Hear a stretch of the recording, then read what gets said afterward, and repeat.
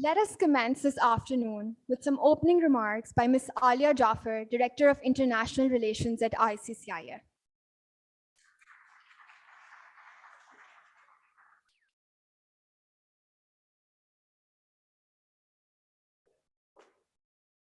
Thank you. Assalamu alaikum, everyone, distinguished participants, students, IBA, CED, our partners, ICD, FPCCI. Thank you all for joining us today. Super excited. I want to share with you, my son is right now 16 years old and we're going through college preparations. And it's incredible to know that IBA is perhaps, as far as I've heard, even more difficult to get into than Harvard University. So congratulations to all of you for being here today. That shows there is exceptional talent, and I'm honored to be a part of you. So entrepreneurship is particularly important for the Islamic countries. We are sitting on a massive youth bulge. The current private sector capacity to employ that bulge is limited. Governments can do only so much. But there is a very strong drive across the international organizations, including us and some of the others, to support the entrepreneurial journey as much as possible. So Best of Entrepreneurship is an effort आप लोगों के लिए to help you learn, one, what does an entrepreneurial journey look like. It is not all what we see, in the publications, a lot of publicity and, good stuff, but it's not. It's personally, I've had 2 businesses of my own. It's a very, very hard and lonely journey. So I believe more than anything, building social capital is most important to get you guys to consider at least opening a business or starting a business of your own एक दफा. अगर आप fail भी होते हैं कोई फर्क नहीं पड़ता है. आप जब जॉब करेंगे you will become an entrepreneur in that job, and believe me, that will get you more success than anything else. So just a few things that I want to share about Best of Entrepreneurship. ये हमारा चौथा event है. We've done 3 sectors जिसमें हमने impact investment, fintech, microfinance हमने last किया था, and today is e-commerce. And e-commerce, I'm so looking forward to hearing the stories of our panel today, because e-commerce is something that you can do sitting out of your home. You don't need, हमारा micro finance का लाहौर में जो भी event हुआ था, तो वहाँ पे अमजद साकिब साहब, who is the head of Akhuwat Microfinance Bank, shared about this boy from Mia Chunnuwala, if I've got that name right. Okay, and one of the banks suddenly realized that उस शहर की FDI बढ़ गई थी. उनके इतने foreign deposits increase हो गए. So when they investigated, they found out that it was because this one gentleman had started something on Amazon and started using that platform. That is the opportunity that we have. And you guys live in a world where, failing is also considered a success. In my day, that wasn't the case. So with that, I'm going to close here so that you guys can get on to the exciting stuff. Enjoy. Thank you.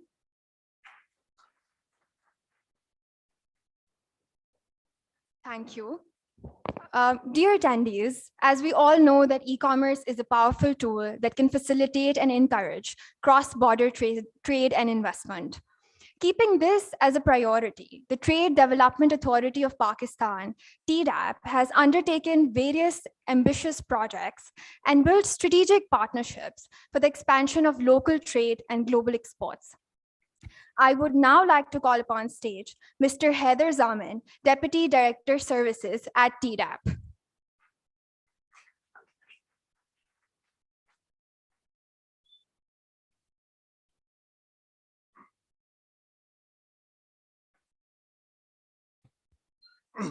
Hello all, good afternoon.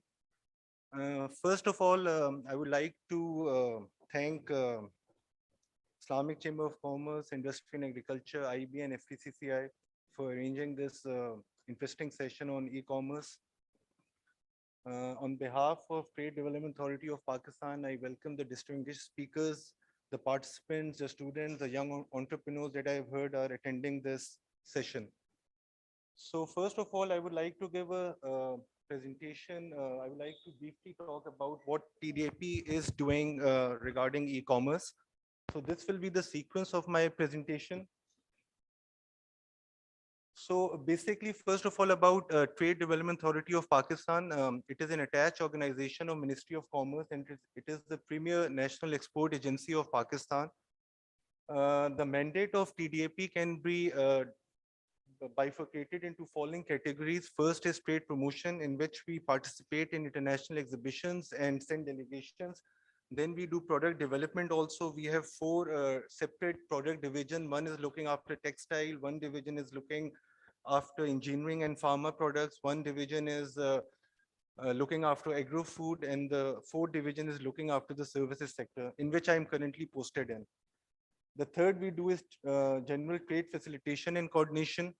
And lastly, we do research and IT development. We have made a separate research wing in our TD in our organization. Now, first of all, before moving on to what TDAP is doing, these are the few initiatives that DDAP has taken in how it has adopted technology and digitized itself. First of all is e-office. I don't know how many people are aware of how the functioning, how it functions in government sector, but generally we do stuff on manual and physical files. But we have recently done away with that system, and we have deployed e-office system, in which now majority of the things, decisions are taken on e-file. So obviously that increases the speed in taking decisions. The next is we have launched an export. Uh,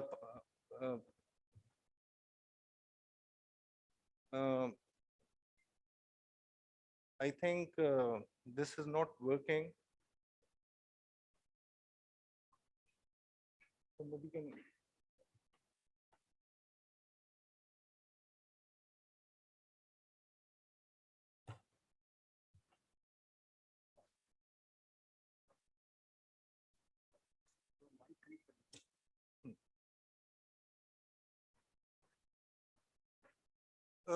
Before we let me go ahead. Then we have recently launched a Parks and Export Gallery website, where we have displayed high resolution pictures of major exporting products from Pakistan. The next is Karachi Expo Center. You must be aware of it. That also comes under the ambit of TDAP. So we have also shifted towards online booking for the same. Then is participation in international exhibitions. Before that, the companies that were interested, they used to submit hard copies of the application along with the required documentation. We have also done away with that, and we have launched an online management system. And now the companies, they apply online.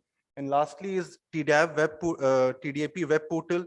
We have totally revamped the website, and it has got a lot of updated data, research, and publications. Also, product report that have been prepared by our product officers. So this is about in 2019, the government of Pakistan launched the national e-commerce policy, and a council was also made, which is headed by Federal Minister for Commerce. These are the 9 pillars, which relates to, the first one is regulatory and facilitation. The second is financial inclusion, which relates to payments. The third is empowerment of youth and SMEs, taxation, consumer protection, logistic, ICT and telecom services, data protection and investment. And lastly, the last pillar is global connectivity and multilateral negotiations.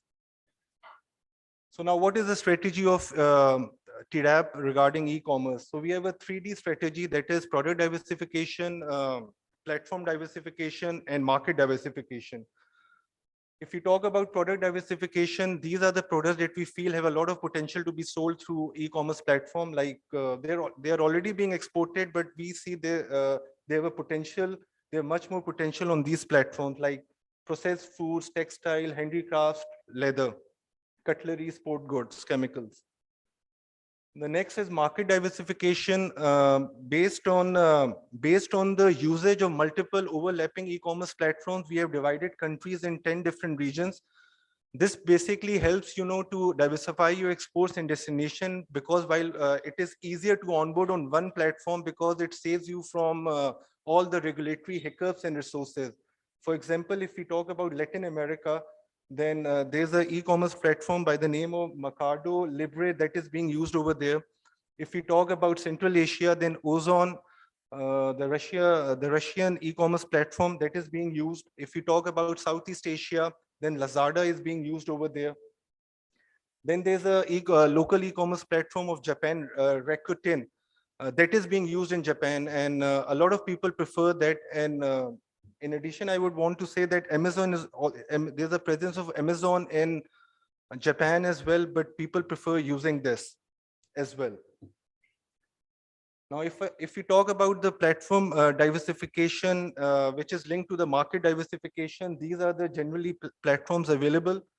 The selection of the e-commerce platform depends on the global presence of that particular platform, its offerings, the consumer trust and loyalty. Because if we talk about noon.com, and obviously some people prefer certain platforms for certain products.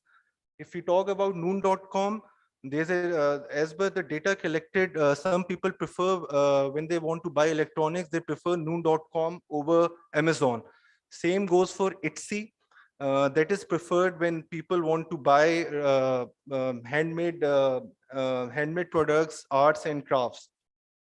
So this is where this market diversification and platform diversification comes in, because as we this gives an insight as well that despite the presence of global e-commerce players, a big share of e-commerce space is still being occupied by local e-commerce platforms, which are yet to be tagged, which have to be tagged by Pakistani sellers. Now, this is pillar 3. As per the pillar 3 of National E-commerce Policy, we have conducted around 28 training sessions for Amazon as to educate the sellers to how to onboard themselves on Amazon platform, and there are more in the pipeline. Basically, it is to equip Pakistani business with required sales and how to sell on Amazon. And TRAP is doing it free of cost, these training sessions. So these training modules, they are divided into 4 modules. First of all, we train them how to register yourself on Amazon platform. These are the steps which we tell them to do. The second is product projection and account management, how to enlist your products, how to write product description and other things. The third is payment procedure. What is the Amazon fee structure? What is the payment processing time? And what are the SBP guidelines regarding the payments? And lastly is the transport and logistics. What are the transport and logistic options are available, and what are the rates of different logistic companies, then tracking number of shipments. The outcome and feedback of these trainings, well, they are able to register hassle-free and sell in a more engaging way. And as per the data collected, more than 6,000 sellers have been onboarded on this platform from Pakistan and have done business for more than $20 million. Next is our collaboration with Alibaba and other e-commerce giant. We are currently, our organization is currently in the negotiation of finalizing the MOU with Alibaba. I'm hopeful that it will be done in a couple of months.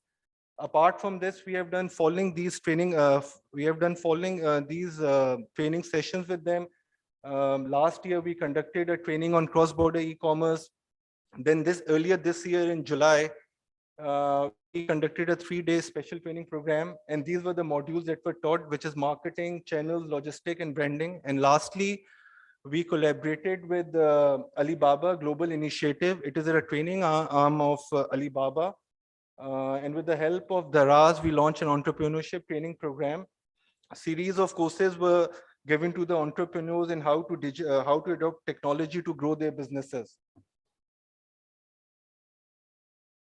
As I mentioned earlier, we have to diversify our platform diversification.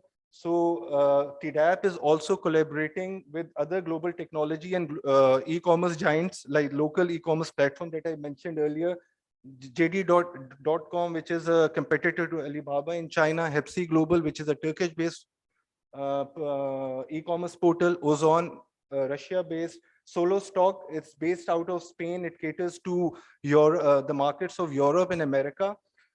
We are also in the process of finalizing the MOU with Solo Stock. Then it is OPB.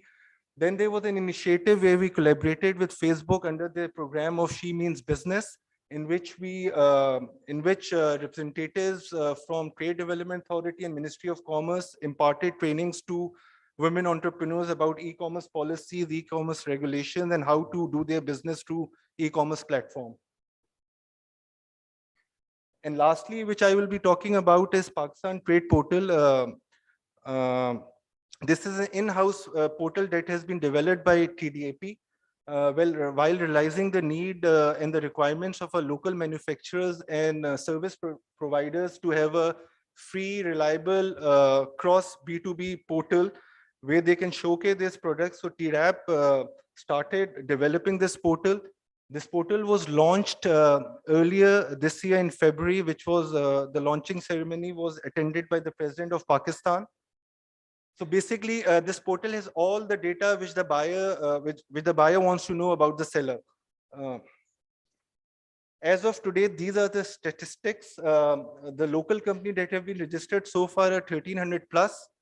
Then these are the 11 plus category in which the products have been listed. More than 6,000 products have been listed, and 10 plus cities have been listed on the portal. And we are also, and in addition, I want to add, we are also in the process of developing a B2C marketplace for women entrepreneurs that will have it will be for domestic usage, where they can sell their products through our portal. And yeah, these are the key features of the portal. It gives all the information. If the buyer wants to know about the supply, it gives all the information. It can requisite RFQs from different suppliers, and it can take a decision on that. It has an option of chat and messaging. And if there's any fraudulent activity that has been reported, it has a system for that as well. Yeah. So this is all what TDAP is doing. In the end, I would like to say that the Pakistan e-commerce market is rapidly emerging, and I believe, and the government believes, it has all the potential to accelerate the economic growth of Pakistan. In the end, I would again like to thank you, the organizers, for organizing this session, and I hope the participants, the audience, and the young entrepreneurs are able to gain maximum knowledge from this interesting session. I thank you.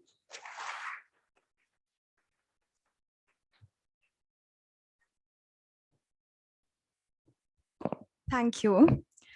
As a national apex chamber and a strategic partner of ICCIA, the Federation of Pakistan Chambers of Commerce and Industry, FPCCI, aims at promoting economic growth by facilitating activities related to trade, industry, services, investments, and environment. Moreover, they safeguard the interests of the private sector through its policies, dialogue, and recommendations. I would now invite Mr. Sultan Rahman, former Vice President of FPCCI, to share a few words.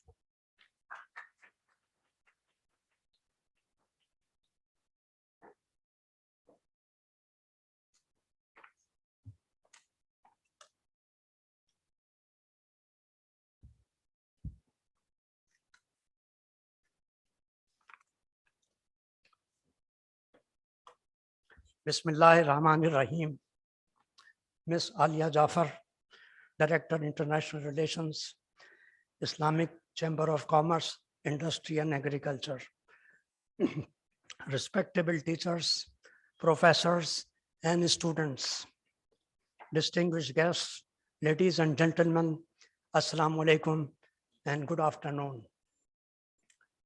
On behalf of Federation of Pakistan Chambers of Commerce and Industry, I would like to welcome you all in today's workshop under the Best of Entrepreneurship series in Pakistan on e-commerce and entrepreneurship opportunities and challenges for the promotion of entrepreneurship, which is the key driver for economic growth and development.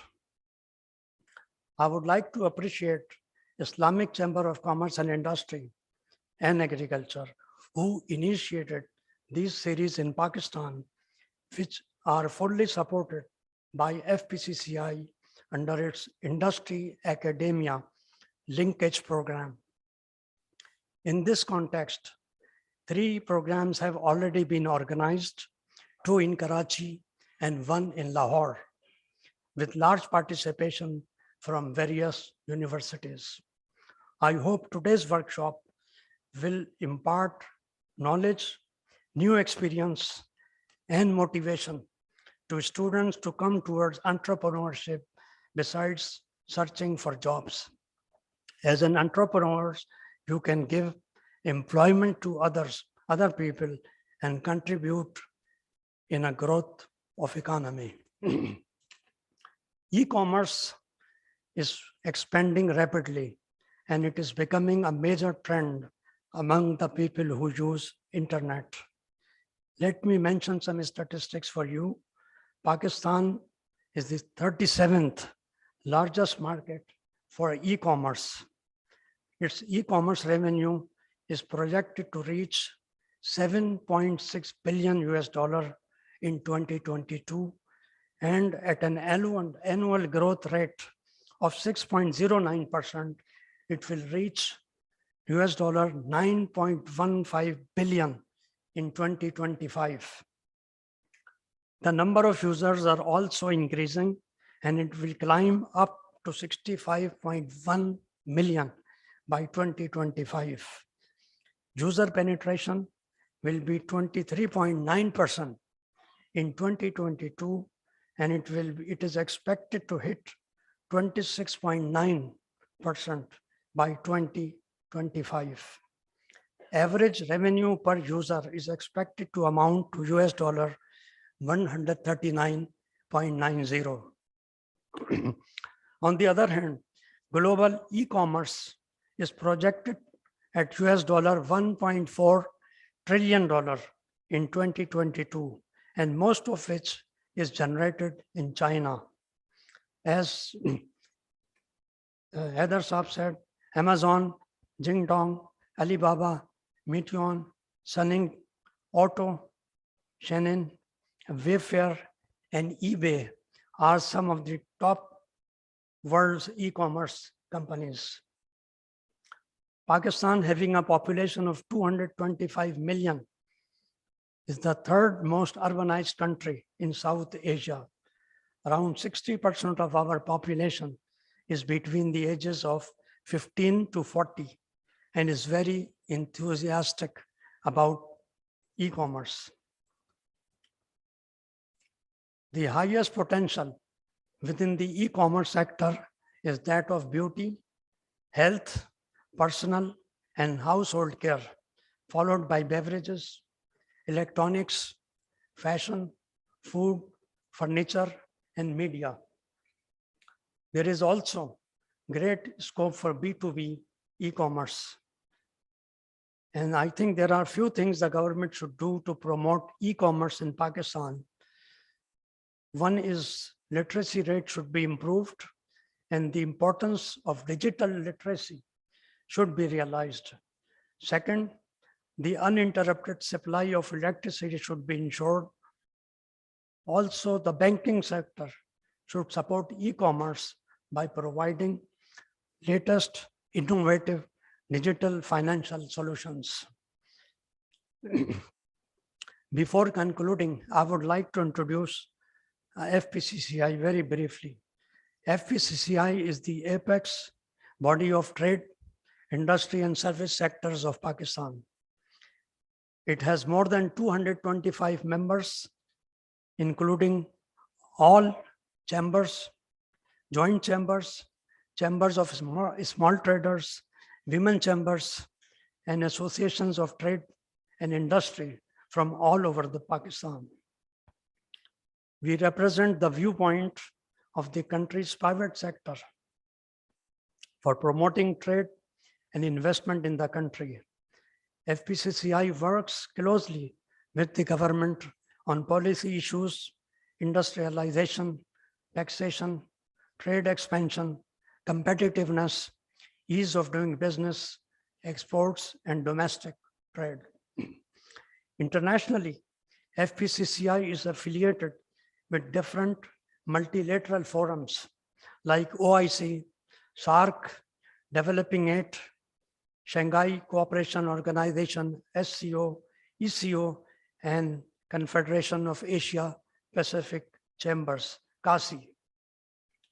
Pakistan has the honor to host the permanent headquarters of two multilateral organizations, that is SAARC, Chamber of Commerce and Industry, which is located in Islamabad, and Islamic Chamber of Commerce, Industry and Agriculture, which is in Karachi since 1977. With these words, I would like to thank the teachers and professors of different universities who have joined us and taking personal interest in bringing youth forward. I want to reiterate that FPCCI will continue to cooperate with Islamic Chamber of Commerce, Industry and Agriculture for promoting entrepreneurship in Pakistan. I would also like to appreciate the team of Islamic Chamber for initiating these activities in collaboration with Islamic Development Bank. Thank you very much.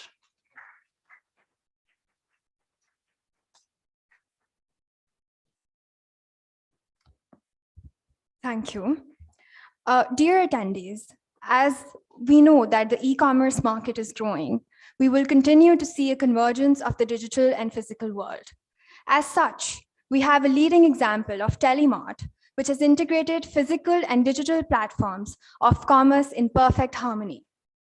Consequently, Telemart has become Pakistan's second largest e-commerce platform with more than 200,000 products available. Additionally, it has also gained worldwide recognition as it was featured in Forbes 30 Under 30 list in 2019. Let me invite the co-founder and director of Telemart, Mr. Hamza Abdul Rauf, to share Telemart's journey to success.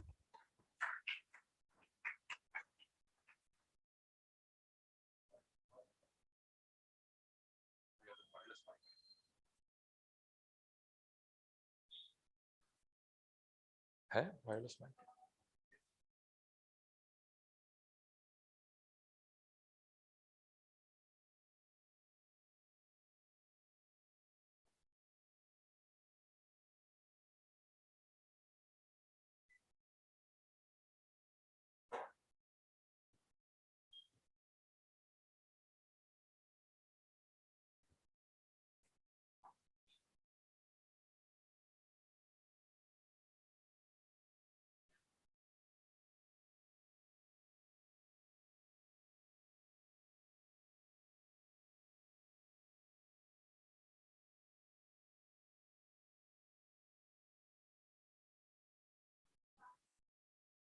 So wireless mic.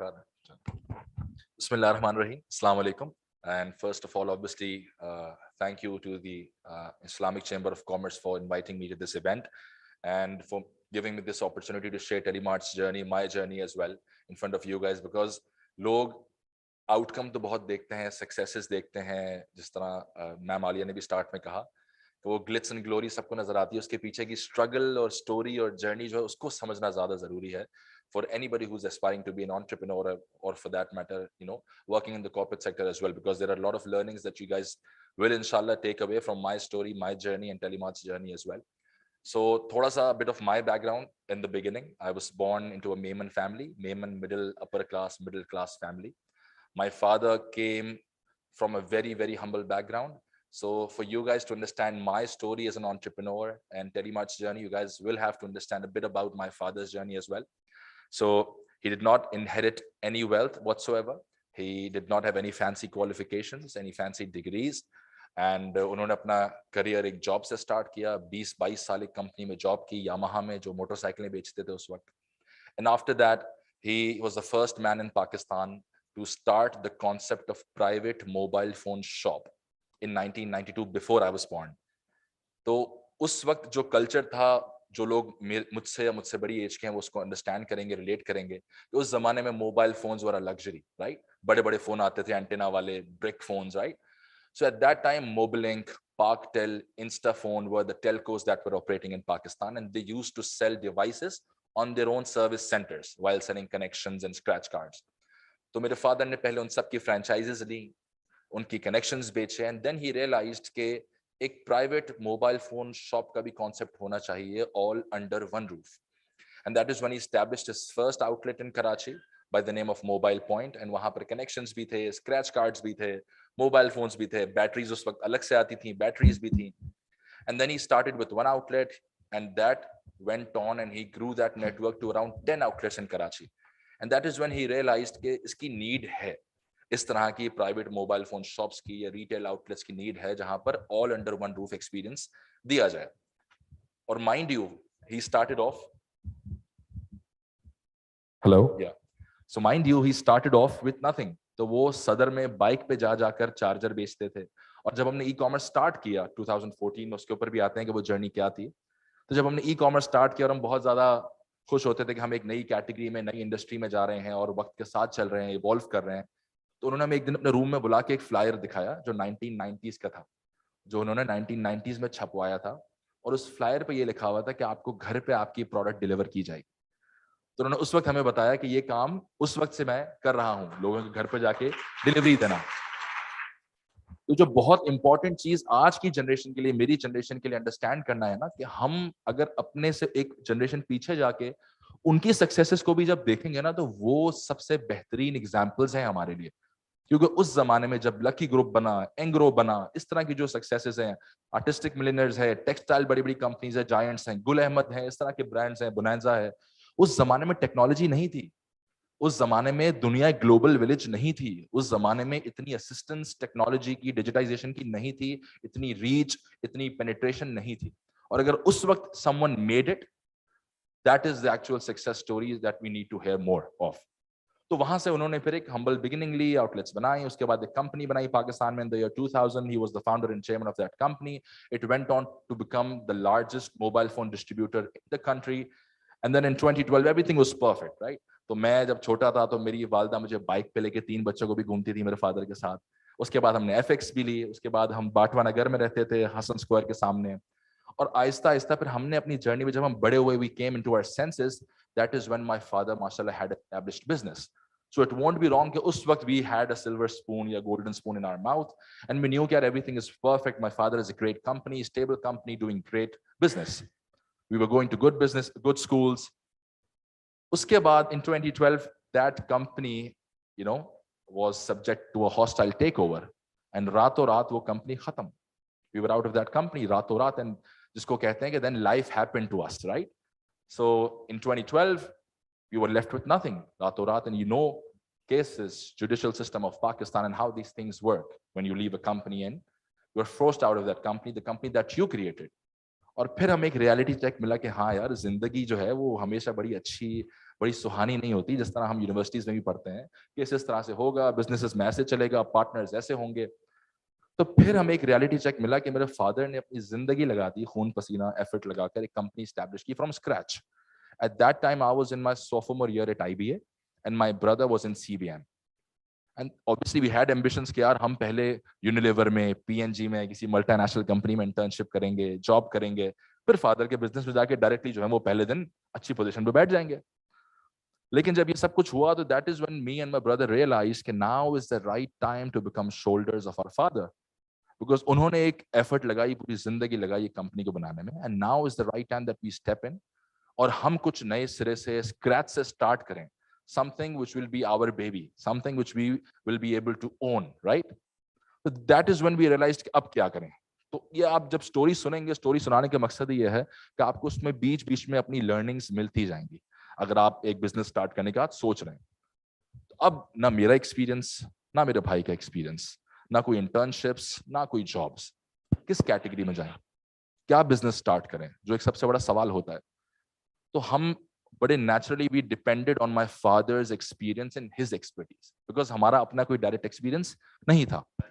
तो okay, we had to do something around mobile phones, distribution, retail. Okay, क्या नाम रखा जाए, नाम पे brainstorming हुई, we finalised Telemart, and again वही concept, वही vision, all under one roof. So if you see Telemart's logo, we have a T at the start, T at the end, and both the T's are interconnected, which is representing we are selling everything under one roof. अब सोचा कि क्या किया जाए, conventional wholesale से start करें, retail से start करें. So at that time, India was a very strong reference market for us. We are talking about 2013, right? So India में उस वक्त Flipkart was doing wonders. India में Amazon उस वक्त आ चुका था. और हमने इंडिया को क्यों एज ए रेफरेंस मार्केट देखा? बिकॉज सब कॉन्टिनेंट जो है वो बड़ा एक सिमिलर पैटर्न वहां देखा जाता है, चाहे वो कंज्यूमर बिहेवियर हो, चाहे वो डेमोग्राफिक्स हो, साइकोग्राफिक्स हो. तो हमने कहा जब इंडिया की ऑडियंस ई कॉमर्स को होल हार्टेडली एक्सेप्ट कर रही है, और ऑब्वियसली पाकिस्तानी माइंडसेट, इंडियन सब कॉन्टिनेंट के जो लोग हैं वो थोड़ा स्केप्टिकल होते हैं नई चीजों को अडॉप्ट करने में, एक्सपेरिमेंटल इतना ज्यादा नहीं होते हैं. So we saw India as a reference market and we were like okay यार, पाकिस्तान में भी उस वक्त प्लेयर्स थे लेकिन बहुत कम प्लेयर्स. हमने an industry of the future, and if we step into this industry today, we'll be able to reap the benefits going forward, inshallah. So we started off e-commerce as a secondary business model, and our primary business model was कि यार wholesale कर लेंगे, retail कर लेंगे mobile phones की. We started e-commerce with 3 categories: mobile phones, tablets, and accessories, because that is where we had our command on supply chain, costing, relationships. एक website बनाई. Mind you, at that time, e-commerce was very, very, very new in Pakistan. So you would not find resources which were experienced in e-commerce in Pakistan, और सब खुद सीख रहे थे. जब हमने start किया, तो ना मुझे e-commerce आता था, ना मुझे coding आती थी, ना programming आती थी, ना technology का इतना idea था. उस वक्त tech startups were not a buzzword in Pakistan. हमने 8 या 9 लोगों की साथ एक journey start की, और उसमें कॉल सेंटर भी बना लिया, यूएन नंबर इशू कर लिया, पूरा दिन बैठ के चाय समोसे खाते थे ऑफिस में, कोई ऑर्डर नहीं, कोई कॉल नहीं, कुछ ट्रैफिक नहीं. जब पहली वेबसाइट बनाने गए और बनवाई तो वो बहुत बड़ा फेलियर निकला. उस 3-4 महीने लगा के एक वेबसाइट बनाई, और जब वो वेबसाइट उसको लाइव किया तो इतनी बुरी वेबसाइट थी कि हमने उसको कंप्लीटली ट्रैश आउट किया, उसको खत्म किया और फिर एक नई वेबसाइट बनाई. ये सारे लर्निंग की अपॉर्चुनिटीज थी जहां हम बहुत ज्यादा गिरे. अब इससे एक और चीज निकल के आती है कि for the generation of today, the best advantage that you guys have right now is of mentorship, is of networking, community building. कि आज जितने mentors आपके पास available हैं, जितने incubation centers आपके पास available हैं, जितने events और community networking के options आपके पास available हैं, वो उस वक्त नहीं थे. तो अगर उस वक्त हमें कोई mentor मिलता, कोई हमें incubation center मिलता, कोई guide मिलती, कोई guidance मिलती, तो हम इतना उन जगहों पे नहीं गिरते जहां हमें गिरने की जरूरत ही नहीं थी. उसकी मिसाल आप इस तरह लें कि अगर आपको एक जंगल के बाहर एक बंदा मिलता है, वो कहता है कि इस जंगल को मैं 10 बार क्रॉस कर चुका हूं और मुझे पता है कि यहाँ पर कहाँ पर शेर आएगा, कहाँ पर भेड़िया आएगा, कहाँ पर पानी है, कहाँ से आपने शॉर्टकट लेकर इस जंगल से थ्रू जाना है. तो क्या आप उससे एडवाइस लेके जाना प्रेफर करेंगे उस जंगल में, या आप कहेंगे नहीं मैं खुद जाऊंगा और मैं जो है ना वो गिर के और लड़ के और मर के सीखूंगा? तो वो हमारे साथ हुआ कि we learned every single thing very hard way. तो हमने हर चीज खुद गिर कर ही सीखी, जो चीज हम अगर हमें सही मेंटोरशिप, सही गाइडेंस, सही इंक्यूबेशन सेंटर्स के अंदर फैसिलिटेशन मिलती तो वो चीजें हम उसको अवॉइड कर सकते थे. फिर हमने स्टार्ट किया, नई वेबसाइट बनाई, आइडिया नहीं था कॉन्ट्रैक्ट्स किस तरह से किए जाते हैं. I was 18-19 eight that time, तो मुझे क्या पता होगा कि किस तरह से कॉन्ट्रैक्ट्स किए जाते हैं, किस तरह से आप अरेंजमेंट्स बनाते हैं डिफरेंट पार्टीज के साथ, स्टेक होल्डर्स के साथ. फिर ठीक है, टेलीमार्ट को थोड़ा टेक ऑफ किया. ऑनलाइन बड़ा नया था उस वक्त, इतने ज्यादा ऑर्डर्स नहीं थे, बहुत ज्यादा हम्बल हमने स्टार्ट लिया. और एक और चीज जो बहुत कम लोग जानते हैं, वो पहली बार मैं यहाँ बताने जा रहा हूँ, कि जब हमने टेलीमार्ट लॉन्च किया था उसके पहले साल के अंदर ही हमने अपने रिटेल स्टोर्स भी लॉन्च किए थे, which were company owned, company operated outlets. And that again has a very important lesson for all of you guys. अब जिस साल हमने स्टार्ट किया, ऑब्वियसली ब्रांड तो कोई जानता नहीं था, अवेयरनेस नहीं थी. हमने वो स्टोर्स लॉन्च किए और आज उनमें से सारे स्टोर्स बंद हो चुके हैं सिवाय एक के. So that was the first failure that hit us hard. And it was about timing. हमने उस वक्त अपने स्टोर्स बनाए, वहां पे कंट्रोल बहुत मुश्किल था बनाना. अकाउंटेबिलिटी बड़ी मुश्किल हो रही थी उन स्टोर्स को मैनेज करने के लिए, क्योंकि हम तो स्टोर पे बैठ नहीं रहे थे, हम ई कॉमर्स को देख रहे थे, हम ऑफिस में थे, स्टोर पे कोई और रिसोर्सेज थी। तो एक बहुत बड़ा फेलियर हमें नजर आया कि हमारी आउटलेट्स प्रॉफिट ही नहीं कर पा रही थी, लॉस कर रही थी, मार्केट्स के अंदर होते हुए लॉस कर रही थी, मॉल्स के अंदर होते हुए लॉस कर रही थी। And that is when we decided कि यार फेलियर का जो इंपॉर्टेंट एक और एस्पेक्ट है ना, कि फेल होना बुरी बात नहीं है, but it's better if you learn quick from your failures. तो आप अपने फेलियर्स को ड्रैग नहीं कर सकते। If you learn quick from your failures that will help you immensely going forward. So हमने कहा नहीं यार इसको बंद कर देते हैं। एक स्टोर हमने ऑपरेशनल रखा जो प्रॉफिटेबल था इन 2014। और फिर हमने बाद में we went on to establish a franchise program, इसके ऊपर भी मैं आता हूं आगे। तो हमने स्टार्ट किया, प्रोडक्ट्स बेचना शुरू किए। अब इस इंडस्ट्री की ब्यूटी क्या है, with e-commerce marketplaces in specific, the beauty of this business model which I personally adore a lot, कि हम homogeneous products बेचते हैं। So with e-commerce we are not selling any product which is unique. We are selling Apple's iPhones, we are selling Samsung's phone, we are selling Samsung's TV। तो वो product वही है जो आपको market में या online मिलेगी। And why do I adore this business model is because when you are selling homogeneous products, that is when you are tested truly as an entrepreneur, because you cannot differentiate on the basis of product. तो जिन लोगों ने marketing पढ़ी होगी, differentiation दो तरह की होती है कि आप अपने बिजनेस को अपने कंपेटिटर से दो तरह से मुख्तलिफ कर सकते हैं, या तो प्रोडक्ट आपकी डिफरेंट हो या आपकी सर्विस डिफरेंट हो। So for businesses like e-commerce marketplaces across the globe, you cannot differentiate based on the products that you're offering to customers. You can differentiate on service levels. And that is when you are truly tested as an entrepreneur कि अब product तो मेरा वही है जो सब बेच रहे हैं। अब इसमें एक और एंगल आता है जो बहुत जरूरी है अगेन आप सबके लिए। जब भी आप कोई बिजनेस या एंटरप्रेन्योरियल वेंचर अपना लॉन्च करते हैं, तो सबसे पहला सवाल जो आपने पूछना है, जो बहुत इंपॉर्टेंट है, कि why would a customer bye my product और यूज माय सर्विस, अगर सर्विस है तो व्हाई। और उसका जो जवाब है वो बहुत कॉन्क्रीट होना चाहिए। और वो जवाब ही बेसिकली आपकी यूएसपी बनता है, जो हम सुनते हैं ना, यूनिक सेलिंग पॉइंट, कि आपके बिजनेस का डिफरेंशिएशन क्या है, कंपेटिटिव एडवांटेज क्या है। तो वो वाई सवाल का जवाब जो है वो आपको ये बात बताएगा। अब उस जवाब के अंदर जो बड़ा एक नेचुरल ऑर्गेनिक जवाब आता है ना सब लोगों की तरफ से, वो होता है प्राइस। कि मेरी प्रोडक्ट सबसे सस्ती होगी, सबसे कंपेटिटिव प्राइस के ऊपर मैं चीजें बेचूंगा। तो if your answer to the why is low price, competitive price, I think आपको उसी वक्त अपना बिजनेस बंद करके या बिजनेस मॉडल के आइडिया को हटाकर कुछ और कर लें, क्योंकि that's not a sustainable competitive advantage for any business to compete on price. क्यों? क्योंकि प्राइस अगर आप आज कम ऑफर कर रहे हैं तो कल को कोई दूसरा प्लेयर आपसे कम प्राइस ऑफर कर सकता है। अब तो आपको पता है लोग पैसे बर्न करके, इंडिया की आपने इंडियन क्रिकेट टीम की जर्सी देखी है, उसमें किसका स्पॉन्सरशिप है? Byju's. Byju is burning $2 or $3 to generate $1 in revenue. $1 revenue लाने के लिए बाइजूस $3 जला रहा है, बर्न कर रहा है। वो सस्टेनेबल बिजनेस मॉडल है ही नहीं।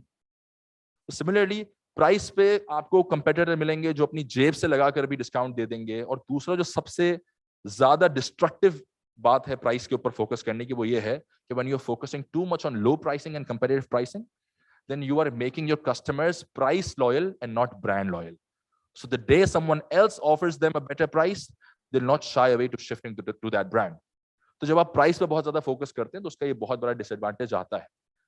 अब हमारे लिए चैलेंज यही था कि हम प्रोडक्ट सेम बेच रहे हैं जो बाकी लोग बेचते हैं, तरीका अलग है बेचने का, लेकिन प्राइस पे सिर्फ फोकस नहीं करना। प्राइस ऑब्वियसली कंपेटिटिव रखेंगे, we can not charge a premium for a homogeneous product, obviously you can not charge a premium. तो हमने कहा अब क्या किया जाए। तो उस वक्त 2015 में हमने पहली चीज क्या सोची कि हम जुबली इंश्योरेंस जो है उनके पास किसी और पार्टनरशिप के लिए गए थे, किसी और कॉन्वर्जेशन के लिए गए थे, और वहां पे हमने एक आइडिया पिच किया छोटा सा। हमने कहा देखिए हम कराची में रहते हैं अल्हम्दुलिल्लाह, और यहाँ पे स्नैचिंग बहुत होती है, बहुत ज्यादा होती है, अब तो और बढ़ गई है। तो हमने कहा कि यार जुबली इंश्योरेंस करता है, उस वक्त हमें इतना आइडिया भी नहीं था इंश्योरेंस इंडस्ट्री का, हमारी कोर कॉम्पिटेंस नहीं है वो। हमने कहा अगर जुबली टेलीमार्ट की वेबसाइट पे जो प्रोडक्ट्स अवेलेबल हैं, स्पेशली मोबाइल फोन्स, इलेक्ट्रॉनिक्स, उन पे आप कोई तकाफुल दे सकते हैं कि अगर कस्टमर का फोन चोरी हो जाए, छिन जाए, उसको उसके पैसे वापस मिल जाए। तो उस वक्त जो उनके एमडी थे, उनकी ये मुझे बात बड़ी अच्छी लगी, और जितने भी मैं विजनरी लोगों से मिला हूँ उनके अंदर एक बात बड़ी कॉमन होती है कि वो सारे के सारे बड़े हम्बल और डाउन टू अर्थ होते हैं, अगर आपने पहचानना है किसी विजनरी आदमी को। तो उन्होंने कहा बिल्कुल किया जा सकता है, जबकि he was miles apart in experience from us. हमसे आके मिले, उन्होंने कहा यार दिस साउंड्स गुड, और उसी वक्त अपनी टीम से कहकर एक डेडिकेटेड टीम बनाकर हमारे लिए एक स्पेशल सोल्यूशन बना के दिया, and we were the first e-commerce player in Pakistan to introduce purchase protection तकाफुल for e-commerce customers on electronics. तो हमने वो देना शुरू किया और वो हमारी एक यूनिक सेलिंग प्रॉपोजिशन बनी। तो हमने प्रोडक्ट डिफरेंशिएशन नहीं किया, हमने कस्टमर से कहा कि आप हमसे इसलिए खरीदें कि we'll provide you with takaful as well on the product that you're buying, and which obviously has a value. फिर हमने दूसरा स्टेप क्या लिया, उसके बाद हम चलते गए तकाफुल के साथ। हमने स्टार्ट में ये भी किया कि हमसे मोबाइल फोन इसलिए खरीदें। गलतियां हम आपको बता रहा हूँ, हमने गलतियां क्या करी। ऑब्वियसली उस वक्त हम छोटे थे, यंग थे, आइडिया नहीं था, एक्सपोजर नहीं था, गाइडेंस नहीं थी प्रॉपर। हमने कहा हमसे स्मार्टफोन खरीदेंगे तो आपको, उस वक्त सेल्फी स्टिक का नया नया क्रेज था 2015-16 में, हर स्मार्टफोन के साथ सेल्फी स्टिक फ्री। वो स्टार्ट किया, ऑब्वियसली हमारे मार्जिन्स कॉम्प्रोमाइज हो रहे थे, लेकिन उसमें हमने एक चीज देखी कि लोग फ्री गिफ्ट के अंदर भी ऐब निकालते हैं कि यार मुझे आपने पिंक कलर की सेल्फी स्टिक भेज दी, मुझे ब्लू चाहिए थी, मुझे ब्लैक चाहिए थी, मेरी सेल्फी स्टिक खराब हो गई 1 महीने में, मुझे रिप्लेस करके दें। और दूसरा एक इशू ये आ रहा था कि the utility of that gift is not equal for everyone. तो जो बहुत ज्यादा सोशल है, एक्सट्रोवर्ट है, उनको तो सेल्फी लेने में बड़ा मजा आता है, लेकिन जिन लोगों को सेल्फी लेने का शौक ही नहीं है, वो क्यों सेल्फी स्टिक की उनके लिए कोई वैल्यू नहीं है। हम उस वक्त के बाद हमने कहा चले सेल्फी स्टिक हटा देते हैं, बहुत कंप्लेंट्स आ रही हैं, पावर बैंक लगाते हैं फ्री। हमने फ्री पावर बैंक्स दिए। अब हमारे मार्जिन इतने थिन होते हैं इलेक्ट्रॉनिक्स में कि we can not afford to give out Samsung power banks या एंकर के पावर बैंक्स या ब्रांडेड पावर बैंक्स। हमने छोटे पावर बैंक्स दिए, सस्ते वाले। उसमें कस्टमर्स ने ऐप निकालना शुरू कर दिया कि आपने क्या छोटा सा पावर बैंक भेजा है, नहीं चल रहा, खराब हो गया, मुझे मजा नहीं आ रहा, पावर बैंक स्लो चार्ज करता है। तो हमने ये सारी चीजें ट्राई आउट की कि हम क्या अपना अगेन, लेकिन ये सस्टेनेबल कंपेटिटिव एडवांटेज नहीं हो सकते थे कि हम कहें कि हम जिंदगी भर टेलीमार्ट जो है वो फ्री गिवअवेज अपने प्रोडक्ट्स के साथ देगा अपने कस्टमर्स को। So we learned it the hard way, we initiated it, we got the feedback, we learned quickly, and then we adopted our strategy और changed our strategy accordingly. उसके बाद एक और हमारे जो बड़ा इंपॉर्टेंट टर्निंग पॉइंट था, बहुत ज्यादा इंपॉर्टेंट, वो था कोविड। तो जब Covid struck Pakistan really hard, हमने कहा अब क्या किया जाए। तो एक जो स्टार्टअप का वर्ड यूज होता है ना, उसको बहुत मिसयूज भी लोग करते हैं। तो स्टार्टअप की ब्यूटी ये होती है कि you are very flexible, you are very fast in being able to respond to certain situations. आपको 10 लोगों से अप्रूवल नहीं लेने, रीजन के पास नहीं जाना, 2 महीने में जो काम आप अप्रूव करवाते हैं वो स्टार्टअप जो है वो 1 दिन के अंदर करता है। तो हमने क्या, अब क्या करना है, हमें फोकस, अब मोबाइल के ऊपर इतना फोकस तो नहीं होगा, एसेसरीज के ऊपर तो इतना फोकस नहीं होगा, लोग अपनी जान बचाएंगे या वो इस तरह के आइटम्स बाय करेंगे। हमने कहा हेल्थ केयर, लोगों की डिमांड आई, listening to your customers, that is again a very very important learning for any entrepreneur out there, कि listen to your customers, what they want, listen to their feedback, because you tend to develop a bias towards your own company when you working for it. आपको अपनी company की हर चीज अच्छी लगती है। तो हमने मास्क बनाए और हमने 3 महीने के अंदर 1.5 लाख मास्क बेचे। तो हमने उसके ऊपर वर्किंग करी, जहां जहां गोडाउन्स थे, वेंडर्स से मिले, उस वक्त शट डाउन था पूरा पाकिस्तान। फिर हमने कहा और क्या चीजें चाहिए हैं, हमने कहा लोग घर में बैठे हैं तो गेम्स चाहिए उनको, बोर्ड गेम्स। हमने मोनोपोली अपने टेलीमार्ट के 5 साल में जितने मोनोपोली या गेमिंग बोर्ड गेम्स हमने नहीं बेचे थे, उतने हमने 2 महीने में बेचे। हमने जितने ट्रिमर्स टेलीमार्ट की 2 साल में नहीं बेचे थे, उतने हमने 2 हफ्ते में ट्रिमर्स बेचे। तो हमने आइडेंटिफाई किया कि लॉकडाउन में किन प्रोडक्ट्स के ऊपर ज्यादा फोकस आ सकता है, और हमने उसके ऊपर वर्किंग की। लड़के मार्केट्स में गए, वेंडर्स को ढूंढा, उनके वेयर हाउसेस को ढूंढा, और वहां पे एक हमें बड़ा जबरदस्त बूस्ट मिला। हमारे जो ऑर्डर्स थे वो 10x बढ़ गए, हमारा ट्रैफिक बढ़ गया, हमारी बाकी सारी चीजों पे बहुत ज्यादा पॉजिटिव इंपैक्ट आया। उसके बाद हमने 2000, थोड़ा पीछे आते हैं, अब डिसरप्शन एक बड़ा इंपॉर्टेंट लेसन है कि जरूरी नहीं है, एक बड़ी इंपॉर्टेंट चीज अगेन इससे रिलेटेड, आजकल technology is a very strong, right. तो एक बड़ी इंपॉर्टेंट बात सुनी थी और मेरे दिल से बड़ी क्लोज हो गई वो, और मैं हर जगह करता हूं कि technology can not fix a broken business model. ये आप बड़े गौर से सुने। तो टेक्नोलॉजी इटसेल्फ बिजनेस मॉडल नहीं है।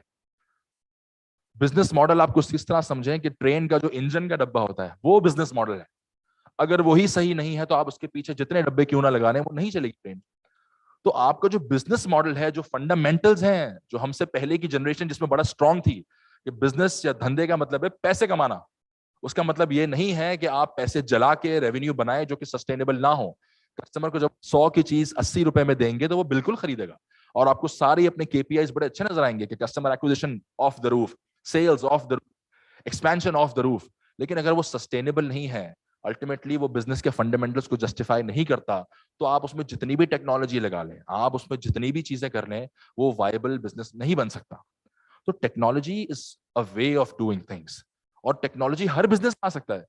अगर आपकी जूते की दुकान है ना तारिक रोड पे, तो जरूरी नहीं है कि आप जूते की दुकान के ऊपर इतनी टेक्नोलॉजी, रोबोट आके आपको जूता सर्व कर रहा है और एआई के वहां पे सेल्फ डिस्प्ले कियोस्क लगे हुए, दैट्स बुलशिट। आप जूते की दुकान में टेक्नोलॉजी किस तरह कर सकते हैं? तो बताने का मकसद ये है कि conventional businesses are there to stay, but not in their conventional way, with a bit of digitization, with a bit of technology, but relevant to your business model. तो फॉर एग्जाम्पल, जूते की दुकान टेक्नोलॉजी को कैसे use कर सकती है, आप लोग बताएं। एक तारिक रोड की दुकान की बात हो रही है, कोई मल्टीनेशनल ब्रांड की बात नहीं हो रही, कोई बड़े चेन ऑफ स्टोर्स की बात नहीं हो रही। आपके अकॉर्डिंगली एक जूते की दुकान वाला टेक्नोलॉजी का, डिजिटाइजेशन का इस्तेमाल कैसे कर सकता है? Anyone from the audience?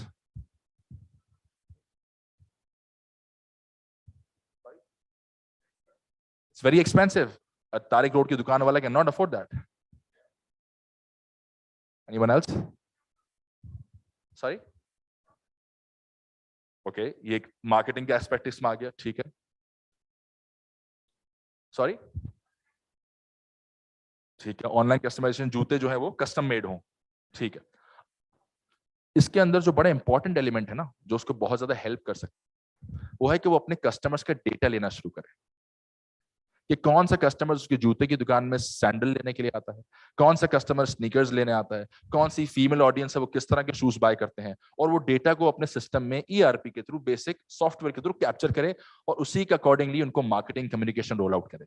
तो अगर मुझे स्नीकर्स बहुत ज्यादा पसंद है और मुझे वो एड चला रहे हैं लेडीज के सैंडल के शूज का कि नई कलेक्शन आई है, तो वो सेंस नहीं बनाता। तो वो अपने डेटा को कैप्चर करके कस्टमर्स के लिए लॉयल्टी प्रोग्राम लॉन्च कर सकते हैं कि अगर आप इतने हजार की शॉपिंग करेंगे उस पर इतने पॉइंट्स है जिसको आप बड़े आसानी से आकर रिडीम कर सकते हैं हमारे स्टोर पे। तो ये छोटी छोटी चीजें हैं जिसको टेक्नोलॉजी जो है वो अडॉप्ट करके ये कन्वेंशनल बिजनेसेस भी अपने आप को वक्त के साथ चला सकते हैं।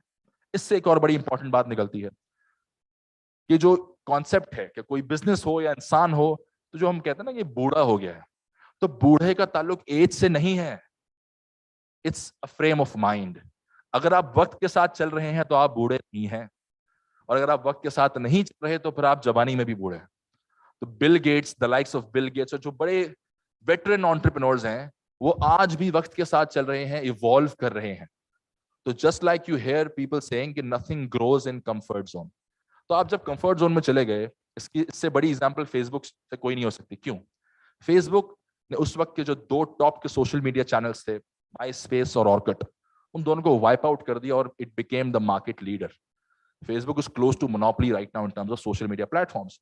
तो Facebook चाहता तो वहां पे रुक जाता, लेकिन Facebook ने उसके बाद Facebook एड्स लॉन्च की, Facebook के पेमेंट सोल्यूशन लॉन्च किया, मेटावर्स लॉन्च किया, WhatsApp को एक्वायर किया, Instagram को एक्वायर किया, और वो रुक नहीं रहा कहीं पर भी। तो वो बहुत ज्यादा जरूरी एंगल है। तो टेक्नोलॉजी का मैंने आपको समझाया कि कन्वेंशनल बिजनेसेस को भी आप देख सकते हैं for an entrepreneurial venture, but with a twist. वही बात वक्त के साथ चलते हुए सोचें कि how would your customers think. अब हमने क्या करा, हमने देखा कि यार टेलीमार्ट को हम ओमनी चैनल लेके जाना चाहते हैं। 2016 में मैंने अपने हाथों से एक ऑफलाइन फ्रैंचाइज प्रोग्राम ड्राफ्ट किया था, उसकी हर चीज खुद, लेकिन उस वक्त टाइमिंग सही नहीं थी। ये एक दूसरी बात बड़ी इंपॉर्टेंट लर्निंग कि 2014-15 में जो हमने स्टोर्स खोले वो टाइमिंग सही नहीं थी। कोई टेलीमार्ट को जानता ही नहीं था, हमारे पास इतनी रॉबस्ट सिस्टम था ही नहीं कि हम अपने स्टोर्स को डिफरेंशिएट करते हैं। लेकिन जब हमने फ्रैंचाइज प्रोग्राम बनाया, हमने 2019 में लॉन्च किया, 18 के एंड में, 19 के स्टार्ट में। तो कोविड से पहले 1.5 साल जब हमने फ्रैंचाइज प्रोग्राम लाइव किया अपना, तो 1.5 से 2 साल में टेलीमार्ट की सिर्फ 3 फ्रैंचाइजेस लॉक हुई, सिर्फ 3 फ्रैंचाइजेस। और कोविड के बाद, मार्च में कोविड आया, तो फरवरी 2020 से लेकर अगस्त 2021 तक, ये कुछ 16-18 महीने बनते हैं, इसमें हमने 18 फ्रैंचाइजेस लॉक की कोविड के दौरान। आप सोच सकते हैं। अब इसके पीछे एक छोटी सी बैक स्टोरी। डिसरप्शन का वर्ड बहुत मिसयूज होता है। हमें अल्हम्दुलिल्लाह अल्लाह के फजल से एक मार्केट को डिसरप्ट करने का मौका मिला। तो आज अगर आप जाते हैं सदर में, कहीं भी किसी भी मोबाइल मार्केट में जाते हैं, तो you see mom and pop stores. इस मॉडल को कहा जाता है मॉम एंड पॉप स्टोर्स, जो कि एक फ्रेगमेंटेड रिटेल कहलाती है या अनऑर्गेनाइज रिटेल कहलाती है, जहां पे आप जाते हैं तो कहीं सैमसंग का बोर्ड है, कहीं ओप्पो का बोर्ड है। माइंड यू, दीज ब्रांड्स पे to the retailers to have their board and signage in place. और ये brands free of cost branding करके देते हैं, फर्निशिंग करके देते हैं एंड मंथली अलाउंसेस देते हैं रिटेलर्स को। तो पहली चीज ये इस मार्केट में ऐसा होता था। फिर रिटेलर्स की जब बात करते हैं, जो टेलीमार्ट फ्रेंचाइज प्रोग्राम कैंडिडेट था, खुद आई कस्टमर नो योर कस्टमर, तो हमारा आइडियल कैंडिडेट था वो एक मोबाइल फोन या इलेक्ट्रॉनिक्स का दुकानदार है। तो वो दुकानदार, आपने आज तक कोई देखा है दुकानदार जो बड़ा टेक सेवी हो और वो डिजिटल यूज कर रहा हो और कस्टमर सर्विस में ऑफ द रूफ हो? तो यहाँ पे बहुत ज्यादा देसी, और मेरी कम्युनिटी के सबसे ज्यादा लोग इस इंडस्ट्री में हैं, तो वो बहुत देसी हैं, स्ट्रीट स्मार्ट है, अपना मतलब जानते हैं, और वो पैसे लेने के आदी हैं, पैसे बनाने के आदी हैं, पैसे उनकी जेब से वो निकालते इतनी आसानी से नहीं है। अब इस इंडस्ट्री में जहां पे फ्री में ब्रांडिंग हो रही है, पैसे मिल रहे हैं हर महीने के, और रिटेलर राज कर रहा है और उसकी जेबें भरी जा रही हैं ब्रांड्स की तरफ से कि हमारा ब्रांड बेचो, उस इंडस्ट्री में टेलीमार्ट ने कहा कि आप मुझे भाईजान 8 लाख रुपए फ्रेंचाइजिंग फी दें, जिसमें आपकी फर्निशिंग मैं नहीं करूंगा, लेकिन ये 8 लाख रुपए मैं आपसे लेकर आपको ये तमाम तर चीजें दूंगा जो आपको एक नॉर्मल कन्वेंशनल इलेक्ट्रॉनिक्स या मोबाइल के रिटेलर से सुपीरियर बनाती हैं इतना ज्यादा, और जो चीजें आप एक इंडिपेंडेंट दुकानदार रहते हुए कर ही नहीं सकते, सस्टेनेबल कंपेटिटिव एडवांटेज। तो मैंने अपनी वैल्यू प्रोपोजिशन इतनी स्ट्रांग बनाई कि जो फीचर्स और बेनिफिट्स और एडवांटेजेस एक रिटेलर को टेलीमार्ट फ्रेंचाइज बनने के बाद हासिल हो सकते हैं, वो उसे इंडिपेंडेंटली हासिल कर ही नहीं सकता। So that is when you leverage the benefits of your network as a company. तो आज अल्हम्दुलिल्लाह जब हमने वो फ्रेंचाइज प्रोग्राम लॉन्च किया, तो आज अल्हम्दुलिल्लाह टेलीमार्ट franchises or offline stores are present in 17 cities across 23 locations and it's growing इंशाल्लाह। और हमारा एम्बिशन ये है कि हम इंशाल्लाह 2023 के एंड तक इसको 50 तक लेके जाएं और 2025 2026 तक इसको 100 स्टोर काउंट तक लेके जाएं। And these stores are a perfect example of digital business model, as we call it, physical or digital combination. So it's retail at the end of the day, but not in the conventional way. So every outlet of ours has a smart TV installed where they offer customers not with the product only at competitive prices, along with purchase protection takaful. They also offer EMI installments.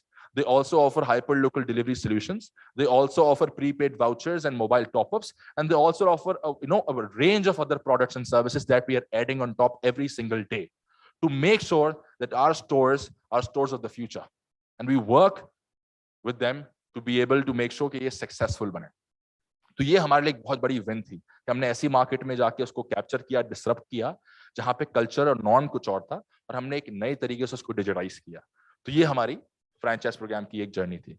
तो ये overall टेलीमार्ट की journey रही है माशाल्लाह। Now till date we have hosted about 55 million visitors on our website. हमारे 23 offline stores हो चुके हैं, और नाउ वी आर इंशाल्लाह unlocking the next stage with a technology that we have granted rights to in Pakistan, which is around smartphone financing. We are doing a lot of different collaborations, and we have been true believers in the word collaboration over competition. तो हमारी पहले दिन से अगर एक चीज पर focus रहा है, वो ये है कि हम जैक ऑफ ऑल ट्रेड्स ना बने, हम जो है वो अपनी कोर कॉम्पिटेंसी पर फोकस करें, और जो काम हमें करना है उसके लिए हम एक रेलेवेंट पार्टनर के साथ उसको एग्जीक्यूट करें, चाहे वो तकाफुल हो, चाहे वो इंस्टॉलमेंट्स हो, या चाहे वो कोई भी और हमारे फीचर्स या बेनिफिट्स हो. So we make sure we partner up with the right people. This is a small video that I had about Telemart franchises.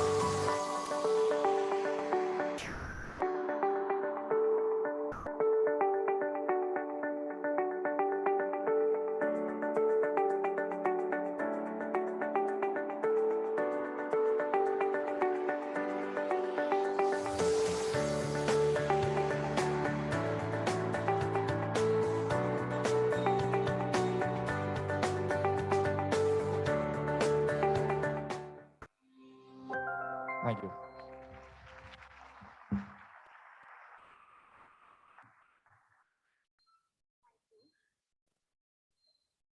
Ladies and gentlemen, the greatest good is what we do for one another. This ideology is practically best represented by Sehat Kahani, which has become Pakistan's biggest telehealth company with 14 centers serving more than 40,000 patients in Pakistan. Let me invite Dr. Sara Said Khurram, the co-founder and chief executive officer of Sehat Kahani, to share her journey with us.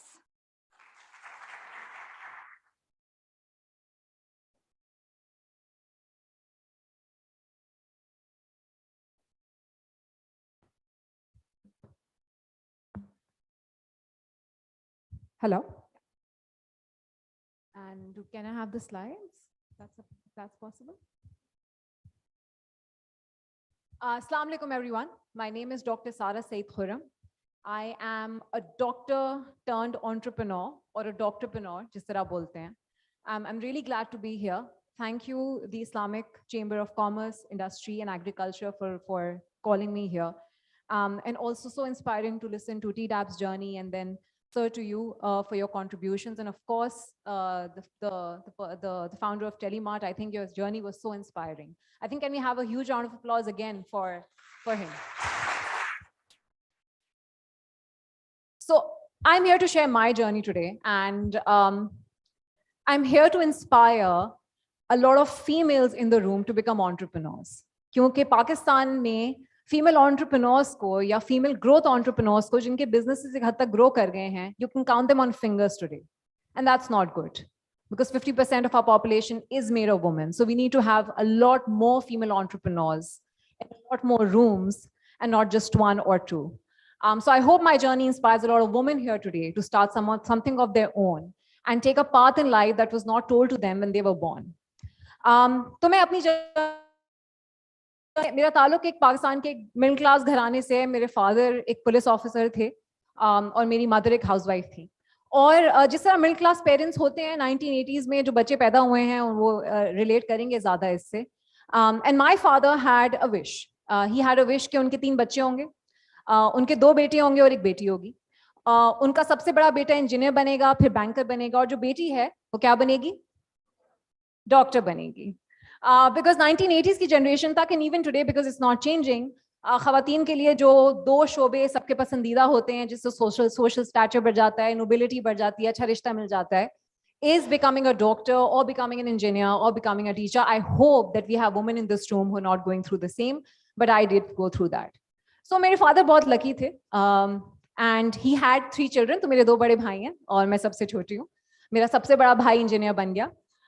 मेरा middle वाला भाई banker बन गया, लेकिन फिर वो भाग गया. वो फिर उसने अपनी मीडिया एजेंसी खोल ली. और मैं जब 5 साल की थी तो मुझे उस वक्त से पता था कि मैंने डॉक्टर बनना है. सो मेरा दाखिला हुआ डाउन मेडिकल कॉलेज में, और मैं बड़ी खुश होकर डाउन मेडिकल कॉलेज गई क्योंकि मैं एक ऑल फीमेल स्कूल से पढ़ी थी. I went to a convent school. So at 16 years old, you're like, you'll go to university, you'll meet new people, you'll meet some boys. लेकिन जब मैं अपनी क्लास में गई तो मैं इतने ही बड़े ऑडिटोरियम में एंटर हुई. इतना खूबसूरत ऑडिटोरियम नहीं था वो, लेकिन मैंने देखा कि मेरी क्लास में 300 बच्चे थे, उसमें से 290 खवातीन थीं और 10 लड़के थे. Can you imagine a university room in a university of Pakistan which has 90% females, and that happens in medical universities in Pakistan.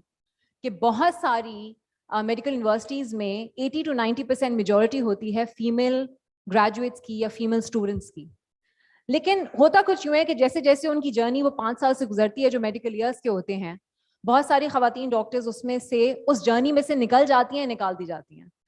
Because to most of our families still unfortunately in Pakistan, becoming a medical doctor is a degree you can hang on the wall, but necessarily you don't have to work. और मैंने इस problem के 2 पहलुओं को बहुत करीब से देखा है. So the first problem that I saw was when I started my house job in Dow Medical College. मैंने देखा कि मेरे हॉस्पिटल में मेडिकल वार्ड के अंदर लोग ट्रीटमेंट कराने नहीं आ रहे थे, बल्कि कंफर्टेबली मरने आ रहे थे. It's a very grey figure to quote, लेकिन जब तक मरीज पाकिस्तान में एक टर्शियरी केयर हॉस्पिटल में पहुंचता है, उसकी अक्सर हालत ऐसी हो चुकी होती है कि उसका इलाज नहीं किया जा सकता, उसको आप कंफर्टेबली मरने दे सकते हैं. और मैंने ये देखा अपनी आंखों के सामने। फिर मैंने एक दूसरा पहलू देखा कि जिस मेडिकल कॉलेज से खेप की खेप निकल रही है फीमेल डॉक्टर्स की, वो हॉस्पिटल तक नहीं पहुंच रही हैं, because they are sitting at home, they giving up their jobs, they getting married. जो मेरा फाइनल वाइवा हुआ था, और मेडिसिन में आपका वाइवा होता है जिसके अंदर आपको प्रोफेसर के सामने बैठ के जवाब देना होता है और आप एक स्टेशन से दूसरे स्टेशन मूव करते हैं। उसमें मेरे सामने वाली लड़की भी 6 months प्रेग्नेंट थी और मेरे पीछे वाली लड़की 9 months प्रेग्नेंट थी, अपना एग्जाम दे रही थी, and obviously they did not continue. So I saw these two problems when I was growing up, when I was doing my medicine. और इस प्रॉब्लम का एक बहुत फेमस नाम है। Does anyone know what is the name of the famous problem of female doctors in Pakistan? No? It's called the Dr. Bride phenomena. It's so popular, it has a name. कि वो female doctors जो बन जाती हैं लेकिन शादी कर लेती हैं और काम नहीं करती। So मेरी जर्नी वहां से शुरू हुई। It's not working. And I also became a female doctor bride because I got married as soon as I graduated. तो जब मेरी शादी हुई तो मुझे ऐसा लगा पहली बार कि अब मेरी जिंदगी खत्म हो गई और मुझे घर बैठना है, but I chose a different path. I started my residency in radiology. Radiology की रेजिडेंसी जब आप करते हैं तो उसमें एक मसला होता है कि you can not conceive a child, because if you conceive a child then you have to leave, because 2 year का वेट आ जाता है। And I did conceive a child during my residency and I had to quit. तो जिस दिन मेरी residency खत्म हुई उस दिन मुझे फिर लगा कि मैं डॉक्टर ब्राइड बन गई हूँ। So in order to escape that, I started working in a community clinic in Sultanabad, Karachi. अब सुल्तानाबाद एक स्लम है जो यूएस एम्बेसी के पीछे वाक़ है, अगर आप में से किसी ने देखा हो तो। वहां पे एक छोटा सा क्लिनिक था जहां पे मैं काम करती थी और मैंने अपनी पूरी प्रेगनेंसी वहां पे काम किया, and then I shifted to Lahore with my husband. और जिस दिन मैं लाहौर पहुंची in a huge house with a new baby, becoming a new mom, that day I realised कि now I really can not work because I am in a new city, I can't leave my daughter and anyone, and I actually did become a doctor bride. Or that pushed me into postpartum depression, जो बहुत सारी young mothers को पाकिस्तान में होता है. And in that depression, I got a call from my nurse to मेरे साथ सुल्तानाबाद के clinic में काम करती थी. और journey में आपको इसलिए बता रही हूँ कि it took one incident in my life to make me reach सेहत कहानी to where it's today. उस nurse ने मुझे call किया, उसने कहा डॉक्टर साहब आप चली गई हैं इस clinic से, and we don't have a doctor to replace you, so what should we do? तो मैंने उसको बोला कि ठीक है, क्योंकि मैं खुद पोस्टमार्टम डिप्रेशन में थी, मुझे कुछ काम करना था, तो मैंने उसको बोला कि जैसे ही तुम्हारे पास पेशेंट आए तो मुझे कॉल कर लेना। So she started doing on call consultations with me, and in a matter of few weeks she put a little camera, and this is not the laptops that you people have today, this is an 18-20 हजार का HP का laptop 2014 के अंदर। She put a small camera on top of her laptop. And when the patient came to her, she sat the patient down in front of her, she switched the camera towards the patient, and we started doing video consultations. And that is when I realized if I, being a female doctor or just a doctor in Pakistan, can provide on-call consultations to a community which is in another city, why can't all female doctors do that? Or all doctors in Pakistan do it? And that is when we started Sehat Kahani, which is a health tech platform that connects online doctors to patients using a chat, audio, and video consultation platform. Now, being a doctor, I had absolute no training of entrepreneurship or doing a business. मैं तो इनके तो father ने business किया था, मैं तो generations में कोई business का भी नहीं जानता था. मेरे father ने एक ice cream shop खोली थी, उनके बेचारे honest police officer थे, वो भी 15 दिन बाद बंद हो गई थी. So he had no idea. We had no idea how to do business. तो मैंने बहुत सारे startup competitions के अंदर अपना idea लेके भेज दिया. And my first success happened when I represented my company at an international competition, जिसमें मुझे $25,000 मिले अपने आइडिया को इम्प्लीमेंट करने के लिए. Now, when you're from a middle class family और कोई आपके अकाउंट में $25,000 डाल दे, जो कि 25 लाख रुपए बनते हैं, तो बहुत टेंशन होती है. So I came back to Karachi with my baby when my baby was around 1 year old, and I said कि मैं इस आइडिया को पायलट करूंगी. तो मैंने क्लिनिक्स बनाने शुरू किए लो इनकम एरियाज में. इन क्लिनिक्स के अंदर हमने ऐसी नर्सेज ढूंढी जिनको हम टेक्नोलॉजी सिखा सकें, सॉफ्टवेयर सिखा सकें. तो जब पेशेंट उनके पास आए तो वो उस पेशेंट को एक ऑनलाइन डॉक्टर से कनेक्ट कर सके, क्योंकि पाकिस्तान में हमारी आधी पॉपुलेशन को कभी डॉक्टर की रसाई हासिल ही नहीं होती है. Even in this city, even in our own city, there are so many slums जहां पे वो कभी डॉक्टर के पास नहीं पहुंचते. तो हमने क्लिनिक बनाने शुरू किए और कंपनी काफी अच्छी चलने लगी. So you know, I equip my self with a lot of entrepreneurial knowledge, accelerators में पार्ट लिया, क्लिनिक्स भी अच्छे चलने शुरू हो गए. I found a very cool co-founder. Her name is Dr. Fizza Faraga. We're a very proud female-led company. And we started making this chain of clinics across Pakistan. 2017 में हमने कंपनी ऑफिशियली स्टार्ट की, 2018 तक हमने clinics बनाए और काफी अच्छा चल रहा था. बट उसमें 2 बड़े मसले थे. पहली बात, हमारी कंपनी इतना पैसा नहीं बनाती थी बिकॉज लो इनकम कम्युनिटीज में आप इतना चार्ज नहीं कर सकते. So it was a social impact focus company but it was not generating revenue. Secondly, हमारा इम्पैक्ट बहुत लिमिटेड था क्योंकि हम उस कम्युनिटी के अंदर ही इम्पैक्ट दे रहे थे. We were not creating something that can provide health care services to 220 million population. तो being two female doctors we sat down and we thought कि क्या कर सकते हैं.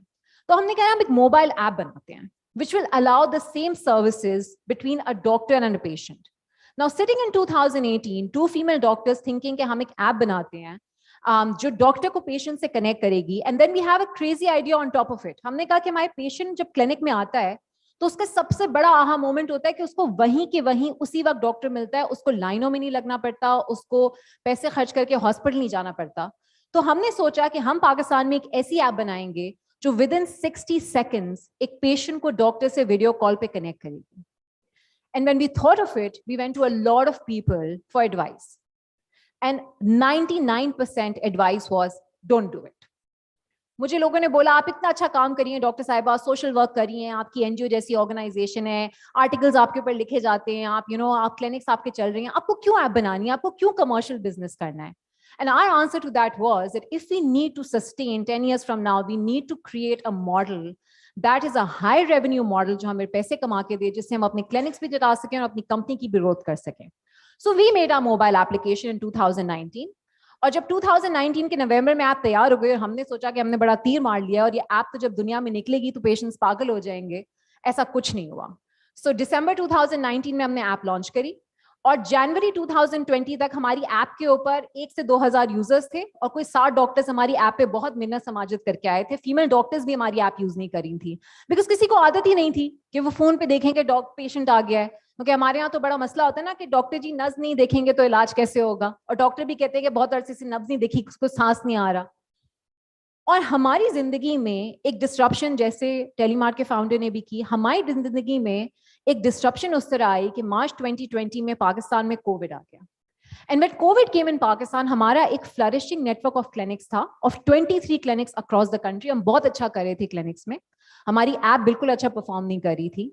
और हमें 20 मार्च को लॉकडाउन लगा पाकिस्तान में और 21 मार्च को हमें offer I from the government of Pakistan कि आज से लॉकडाउन लग रहा है.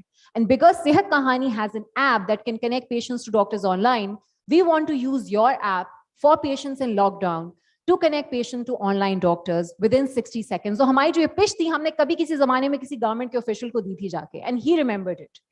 And that's when we connected with the federal government of Pakistan in March 2020.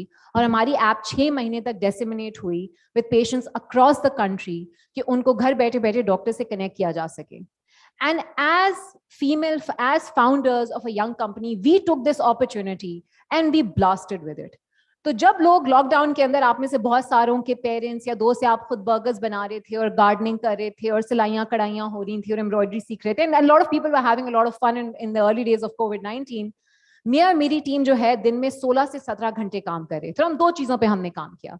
एक तो हमने ये कोशिश की कि जो पेशेंट हमारी ऐप पे आए उसका 70% टाइम 60 सेकेंड्स के अंदर डॉक्टर से राब्ता हो, ताकि उनको गुड क्वालिटी एक्सपीरियंस मिले, ताकि वो दोबारा हमारी ऐप पे आए. दूसरी चीज, हमें पता था कि हमें पैसे नहीं बन रहे अभी भी, तो रिटेल ऐप तो फ्री थी, उस पर तो पेशेंट्स आ रहे थे और गवर्नमेंट उनको कंसल्टेशन दे रही थी. तो हमने कहा यार हम इससे पैसे कैसे बनाएं. सो बीइंग डॉक्टर्स, हमें एक और चीज पता थी और थोड़ा बहुत जो हमने कॉर्पोरेट्स के साथ काम किया था कि पाकिस्तान में जो कॉर्पोरेट्स हैं, उनके जो एम्प्लॉइज हैं, उनको कहीं पर भी प्राइमरी केयर में डॉक्टर की सहूलत हासिल नहीं है. सो फॉर एग्जाम्पल, अगर मैं यूनिलीवर में काम कर रही हूँ तो जब मैं हॉस्पिटल में एडमिट होंगी तो वो बिल तो यूनिलीवर देगा, लेकिन अगर मुझे प्राइमरी केयर में किसी डॉक्टर को दिखाना है, मुझे अपने बच्चे को दिखाना है, तो वो चीज यूनिलीवर रियम्बर्स नहीं करेगा या कोई और कंपनी रियम्बर्स नहीं करेगी. ये बहुत बड़ा गैप है पाकिस्तान के इंश्योरेंस सेक्टर में. तो हमने कहा कि हम पैसे इस तरह बनाएंगे कि हम अपनी ऐप बेचेंगे कॉर्पोरेट्स को, ताकि वो अपने एम्प्लॉइज और उनकी फैमिलीज के लिए ले सकें.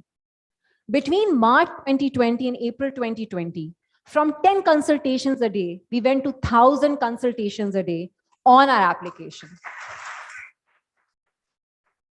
From 60 doctors coming on our app and saying कि यार ये क्या बकवास है, हमें तो नहीं समझ आती इस ऐप की, we went to 1,500 doctors who came daily on the application to a point कि हमारी एक फीमेल डॉक्टर ने बेबी डिलीवर किया and within 24 hours she was back on the application कि यार मुझसे रहा नहीं जा रहा, मुझे कंसल्टेशंस करनी है आपके ऊपर, मेरे पेशेंट्स मेरा वेट कर रहे हैं.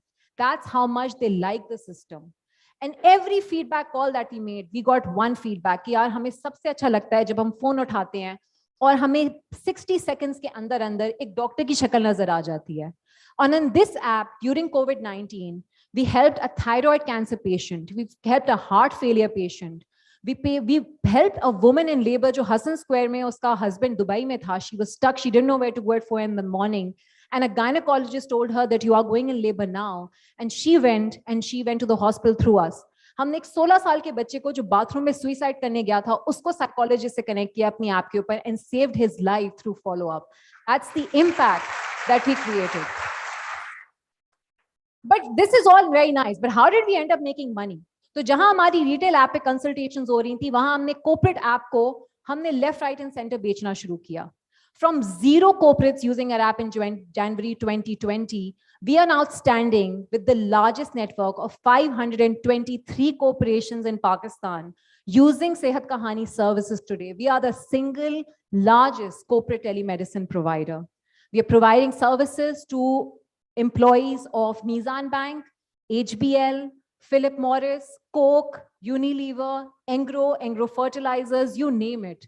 And we did this in partnership with individual accounts and also with insurance companies. और यहाँ से हमने पैसा बनाया to not only grow our network of clinics, but also to grow our consumer application and our corporate application.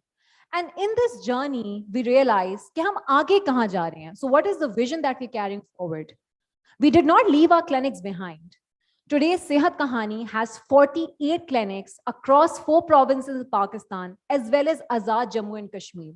We are the only private telemedicine company in Pakistan that run clinics in low-income communities. So today we've become a multi-focus platform. हम low-income areas में clinics बना रहे हैं जहाँ पे लाखों patients जिनको कभी डॉक्टर नसीब नहीं था, उनको डॉक्टर मिल रहा है. हम corporates के अंदर अपनी ऐप दे रहे हैं to employees और हम consumers को अपनी ऐप दे रहे हैं, people like you and me, to connect to doctors, to talk to doctors, to discuss their issues. Today, Sehat Kahani has 7,500 doctors on its app, in its network, providing consultations today. And I think मेरे intro में लिखा था कि we have done 40,000 consultations. I think that's a knowledge of 2017. Today, Sehat Kahani has given consultation to 1.3 million patients across all platforms. 13 lakh patients को हम consultations दे चुके हैं. And today we are creating a super app. तो हम एक ऐसा platform बना रहे हैं कि अगर आप इंडिविजुअल कंज्यूमर हैं तो आप हमसे कंसल्टेशन भी लें, आप हमसे लैब भी बुक करें, आप हमसे दवाई भी खरीदें, आपके घर पे कोई बीमार पेशेंट है, उसे होम हेल्थ केयर की जरूरत है, हम वो भी उसको दें. And then if you're a corporate customer, हम आपकी कंसल्टेशन भी मैनेज करें, लैब भी मैनेज करें, क्लेम भी मैनेज करें, आपका टर्शियरी केयर में एडमिशन भी हम कराएं. So what we envision is Sehat Kahani becoming a super app of health tech in Pakistan, providing services to patients in Pakistan across all sectors. And that's the vision with which you're going forward. And not only this, I truly believe that this company that we've created, it has such a highly integrated technology and a network of doctors and quality control procedures कि ना सिर्फ ये पाकिस्तान का मसला solve कर सकती है, बल्कि region में जहां patients को doctors का access नहीं मिलता, for example, countries like Latin America, Africa, Nepal, Sri Lanka, Bangladesh, who still suffer from a huge problem of not having doctors adequate enough to their patients, we can provide these services to those. So we have a long journey to do. And our vision for the next 3 years is to provide consultations to at least 23 million patients. I know there's a signal coming up, but I just want to leave you with something that is my journey. I was a 26-year-old doctor in MBBS when I started. Today, I hold 4 international fellowships. I'm a Mulago Fellow, I'm an Acumen Fellow, I'm a Young Global Leader by the World Economic Forum. I've won numerous awards for the work that we do. And I'm telling you this not because I want to brag about myself, because I want to tell you that there are 3 things that have helped me in my journey. When everyone told me not to do it, I went ahead and did it. But when I did it, I took full responsibility. I didn't dream big, which a lot of people dream big. I also went ahead and I executed it. I took responsibility. I mapped each and everything out. कि मुझे अपनी product बनानी कैसी है, अगर वो नहीं चल रही तो उसे पिवट कैसे करना है, किस तरह डिफरेंट लोगों को बेचना है, कहाँ से मैं पैसे कमा के अपनी कंपनी चला सकती हूँ. Today, सेहत कहानी alhamdulillah has a very small burn क्योंकि हमने बहुत सारा रेवेन्यू कमा के अपनी कंपनी चलाई है. We also became the first female-led company in Pakistan जिन्होंने fundraising की अपनी company के लिए और pre-series A round raise किया. Now we're raising more rounds of fund as well, but we're raising rounds to grow our business within and beyond Pakistan. As a female entrepreneur and to the females in the room, one thing that has always helped me is the confidence in my ability as a person who's capable and privileged to have an education. So जब मैं कहीं जाती हूँ, I leave my gender behind. And if you want to grow as a female entrepreneur or as an entrepreneur in Pakistan and beyond, you need to leave your gender, your class, your socioeconomic status behind and just depend on this and your heart and the purpose that you have for your problem to solve it. Thank you.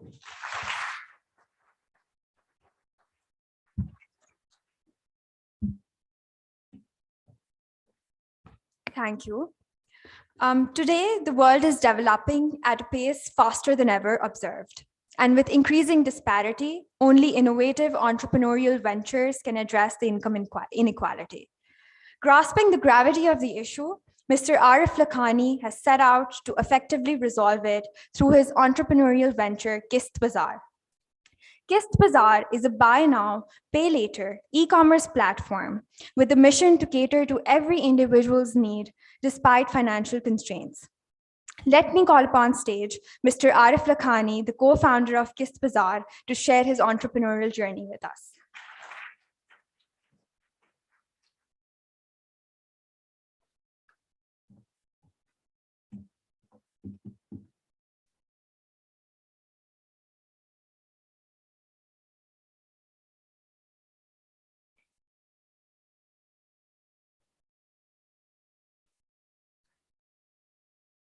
Assalamu alaikum. Amazing presentations by both my lovely founders. Some I've known before today, and some we work with who probably don't know that, but I mean, absolutely amazing.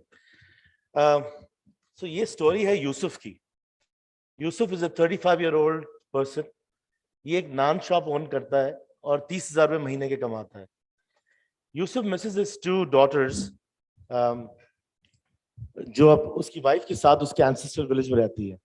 Yusuf wants to buy a phone जो Telemart is going to sell for 35,000 rupees so that वो video पे उनसे बात कर सके. मगर यूसुफ के पास सिर्फ 5,000 रुपए हैं. Now there are a lot of Yusufs out there, right? I mean, if you think about even your own life, आपको 10 चीजें चाहिए होती हैं और शायद आपके पास एक चीज होती है और वो भी चांसेस ये हैं क्योंकि आप स्टूडेंट्स हैं, वो आपके घर वालों ने आपको दिलाई होती है.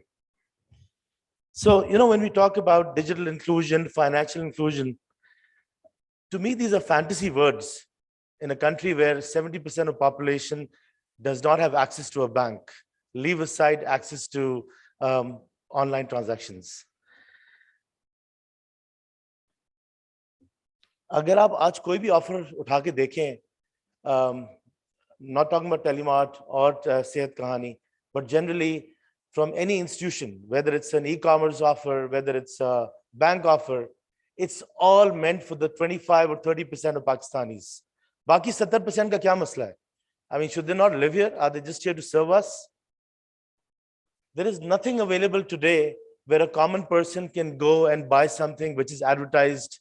अगर एक चीज 50,000 रुपए की है, तो क्या आपका ड्राइवर, आपका क्लर्क वो चीज को बाय कर सकता है?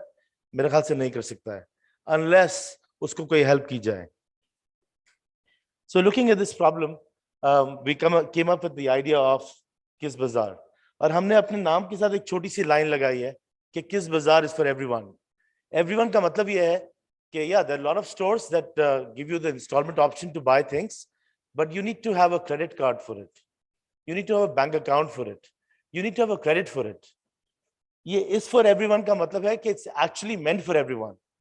यानी you don't need a card, you don't need a salary slip, because बाहर जो बन कबाब बना रहा है वो salary slip नहीं बनाता अपनी, तो वो कैसे किसी बैंक से जाके या किसी और इंस्टीट्यूशन से जाके कोई चीज ले सकता है.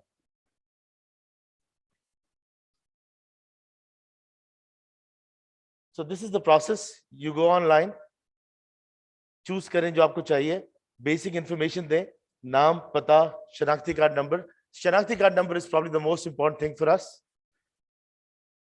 और ऑर्डर प्लेस करें जो भी चीज आपको चाहिए. उसमें से आप कुछ अमाउंट अभी देंगे, कुछ अमाउंट आप मंथली इंस्टॉलमेंट देंगे.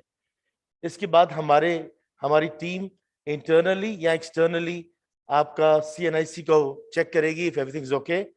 This entire process is between 24 hours to maximum 48 hours. That means if a commoner places an order on our site today at 10 a.m., by tomorrow 6 p.m., he'll have the product in his house. So we are not 5 years and 7 years old.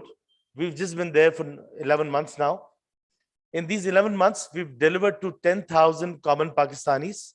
Our clients are bus ka conductor, rickshaw wala, aapki ghar ki masi, mera driver, etc. 50%, 55% of people that we've served earn less than 50,000 rupees. So even though 50,000 रुपए बड़ा amount लगता है, मगर आज एक मासी या एक ड्राइवर भी 25,000 30,000 रुपए कमा रहा होता है.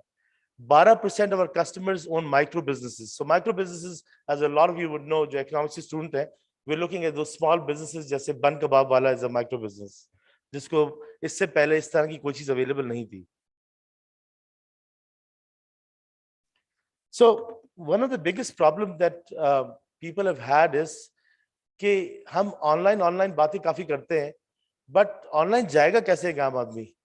उसके पास वो नॉलेज नहीं है या डिवाइस नहीं है. हाँ, मोहल्ले में there's a person who probably has a smartphone and he's helping everyone go online and watch movies and watch the cricket match, but still there is something that he needs, someone to guide him. So we've opened up facilitation centers. Now these are not sales centers. These are centers where a common Pakistani who's a little bit technologically challenged will come in. He'll be taught how to place an order online because there are only 3 steps attached to it, and that's it. So we are hoping that this guy, when he goes back, next time he'll be able to place the order himself. So we've opened up these stores in all across Pakistan, all across Karachi, where there are real common Karachiites like Gulshan-e-Mehmar, Shadman Town, Korangi, Landi, Regal, because there's a bus stop there, etc. When we were starting this business a year back, we had 2 big concerns in our mind. One of them was that वो हमारे पास पहुंचेगा कैसे? So then we thought about these facilitation centers कि हम knowledge देने के लिए we'll open these facilitation centers initially to turn them around. The second question was that will these guys actually pay us back? Everybody wants a loan today, but will they pay us back? So we started with this conviction कि हर आदमी शरीफ है. Everyone's good. But we have to try them out. We haven't tried this class out yet, which is the majority of Pakistan. Till date, and because we are with SECP, we have an NOC for an NBFC, so whatever I'm saying today can be validated with them. 99% of people have paid back in time, and they're all regular clients. So even though we feel that, you know, Pakistan has a lot of defaulters, but that class is not the defaulter. हमारे जैसे लोग defaulters हैं. So why did we take the e-commerce route and not just go open up all these stores? Okay, stores have limitations, like Hamza was also saying. We have about 180,000 people that visited our website in this month. Now we can't expect our storefront to be able to cater to 180,000 people. The total market spend that we've done so far is $2,000 a month on Facebook and Instagram advertising. यानी 4 लाख रुपए की advertising के अंदर we are looking at 10 crore रुपए की sale on a monthly basis. That cannot happen in an offline model. It can only happen in an online model. The other advantage of being online is that there's a little bit of democracy online. अगर मैं कोई चीज महंगी बेच रहा हूं और हमजा सस्ती बेच रहे हैं तो आप कंपेयर कर सकते हैं. मगर अगर मैं मलीर कैंट के अंदर एक दुकान लेके बैठा हुआ हूं और Hamza is sitting in Sadr, then you can't compare. So that's why it's always good for a consumer to have the ability to go online and check out prices. Unfortunately, right now, there are not too many competitors of Kiss Bazaar, so you will not be able to see what those prices would be on installments. But I'm sure in the next few months, there'll be a lot coming in, because that's a sector that someone had to start tapping in. किस्तों वाली दुकानें were doing a great job at it, but वो मोहल्ले की दुकानें थी, so उनकी अपनी limitations थी. So third point ये है इसके अंदर के to go in those stores and buy something on installments, you need to know someone. You can't just walk into a store and expect to get a product in 15 minutes. But if you're online, you don't need to know anyone. You just need to know that you want the product, and then meritocracy prevails.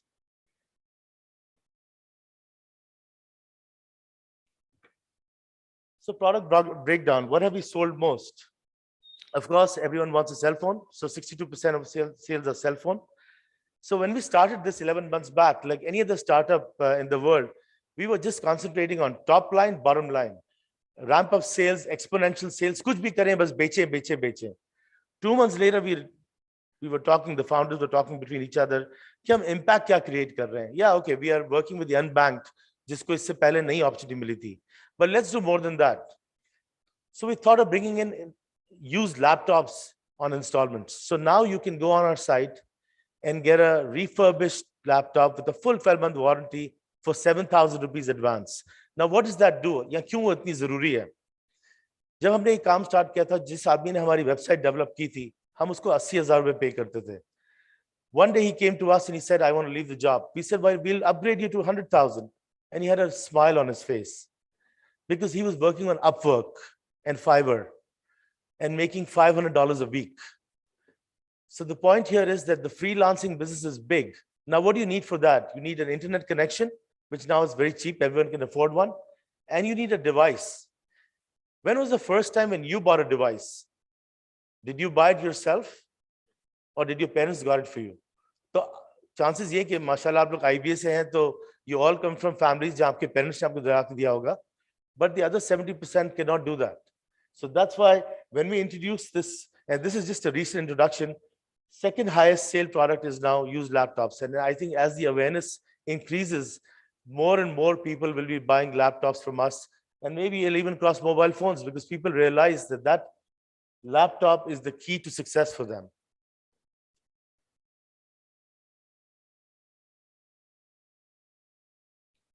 It's been 300 days since we started. So when we say 10,000 lives impacted, it sounds like too big a word.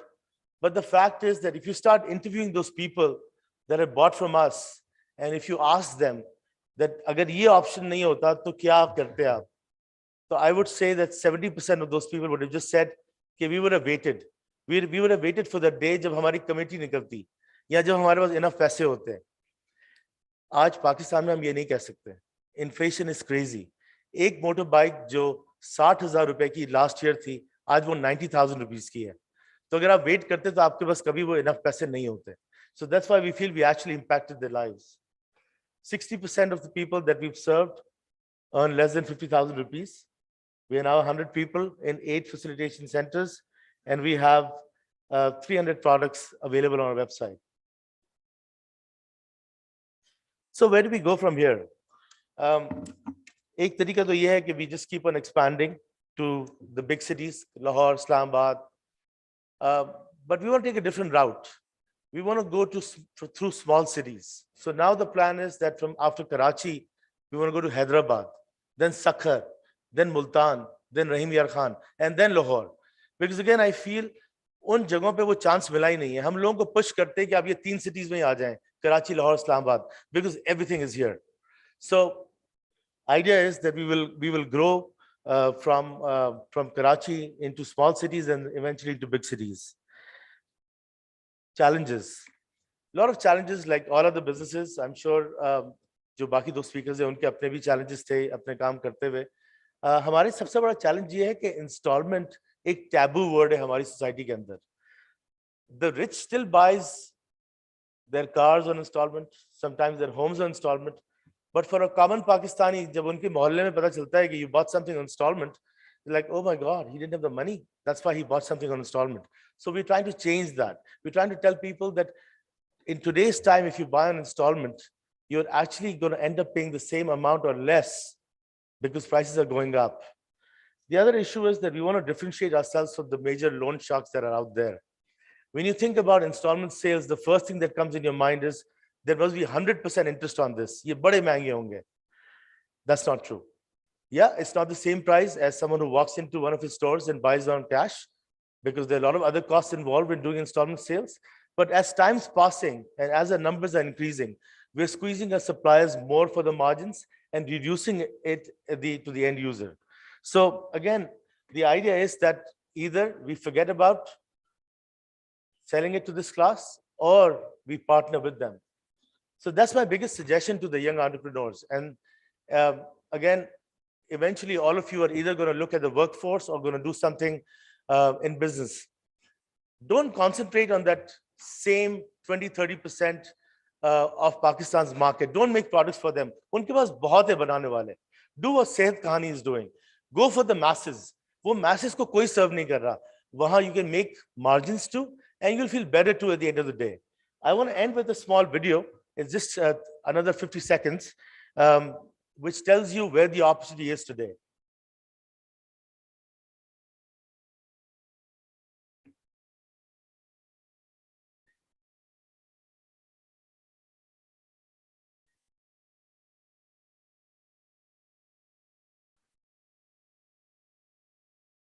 Technology as we love it.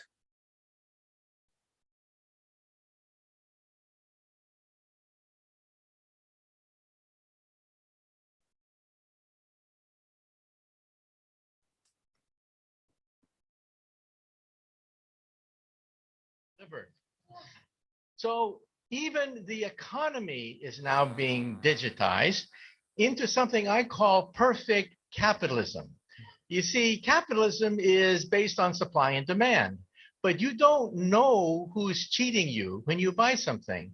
You don't know what the profit margin is. In the future, your contact lens will scan everything in a store, tell you who's cheating you, tell you who has the best product, what is the profit margin on every single thing that you can scan with your contact lens. And so capitalism becomes perfect supply and demand. This means that there are winners and losers. The losers will be middlemen. Because why did Amazon become so big? Why did Airbnb, why did Uber become so quickly so large? Because they digitized the middlemen. So I tell my friends, if you want to become a billionaire, take an industry, take any industry, write down all the places where there's friction, where there is middlemen, where there's obstruction, where there's frustration. List all the places in any industry, digitize it, and you too could become another Amazon founder. Thank you, Professor. In good futurism, that is a future with both inspires and terrifies. So thank you.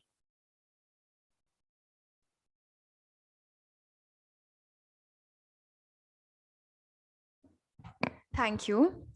As we all know that the Institute of Business Administration, IBA, is at the forefront of bringing about the digital revolution in Pakistan by providing high quality education. We are pleased to have amongst us Mr. Azad Ahmed, Acting Director at the Institute of Business Administration, Center for Entrepreneurial Development. I would like to invite Mr. Azad to share IBA CD's initiatives to support the entrepreneurial ecosystem.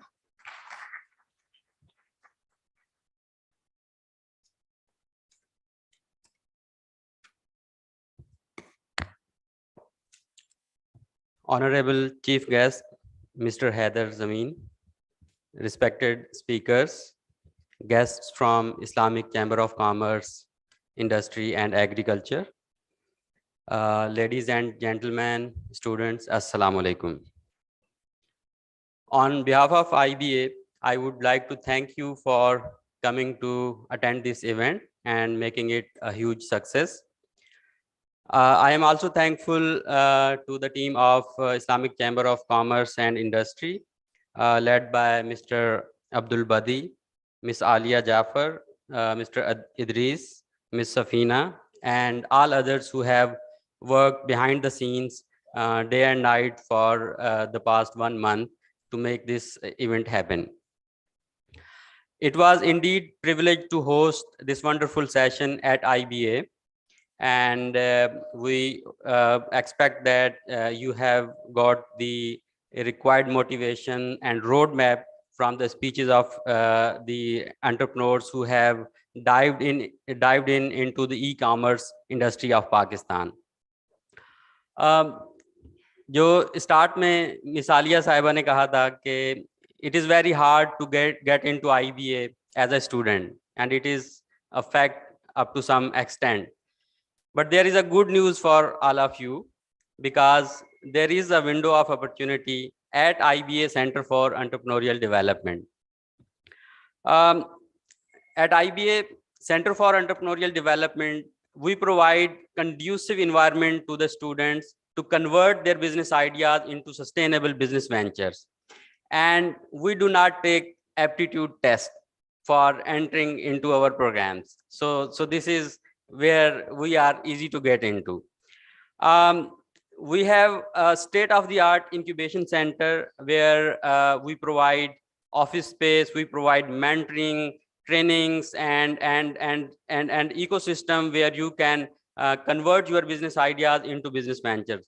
So far, more than 200 startups have graduated from our incubation center, and there are big names in e-commerce. If you know Khazane.com, it started from IBA. There is a Trax logistics company who deals with the cash on delivery system. They started from IBA. Shandarbuy.com. So they started 4 or 5 years ago, and now they are serving the whole nation. Currently, we have more than 50 startups in our incubation. We have 2 categories: business hatchery, where you have a co-working space. You can test your idea, you can develop your team, and once you are grown up, we shift you to the incubators, which are individual customized rooms, and you can stay in our incubation center for 18 to 24 months. We offer training programs as well. So we have a flagship certificate in entrepreneurship program. It is a 4 months program in which we provide we teach the different entrepreneurial modules, starting from the entrepreneurial mindset, business modeling, entrepreneurial marketing, entrepreneurial finance, how to deal with the legal and regulatory issues while you are starting up your business. And we have a team of expert trainers and mentors. And as I told you, 200 plus startups have graduated from incubation. They all act as a mentor for the new aspirant, for the young people. So you can join this program. Recently, we have launched the registrations for the 13th batch of certificate in entrepreneurship program. So my team member Rao Israr Ahmed is here, so you can contact if you need assistance in this. Secondly, we have a dedicated women entrepreneurship program. As Dr. Saiba said, we need a lot of female entrepreneurs in this field. So because the dynamics of a female entrepreneurs are somehow different than a male entrepreneurs. So that's why we have developed a customized program, and we focus to serve those females who have relevant academic background, expertise, but as a tradition, after marriage, they stay at home, but they have a time, they can start online. In today's world, they can start a small business while staying at home. So we provide them a basic framework and roadmap that how you can leverage your family and how you can become a family-centered woman entrepreneur. And Alhamdulillah, we have won 2 awards of USASP, that is US Association for Small Business and Entrepreneurship, first in 2017 and second in 2021, because we are going to serve those females who otherwise do not have opportunity to utilize their time while they are staying at home. So altogether, we have a proper entrepreneurial ecosystem, and we are open to everybody. Anybody can come to join our training programs, incubation center. We do not have a limitation that we only serve the IBA students or IBA alumni. So currently in our incubation center, there are only 30% students or alumni who are students or alumni of IBA. So rest are from different universities, from different backgrounds, and we do not have a limitation of education background as well, because as entrepreneurs can understand that it is not linked with your education. Even if you have that desire, if you have that motivation and skills, and even though you can learn skills online, so you are welcome to join us. So I will conclude here for a couple of short videos so that you can have an idea. And if you would like to join any of the program, My team members are here. After this session, you can contact them. They will guide you. Thank you very much.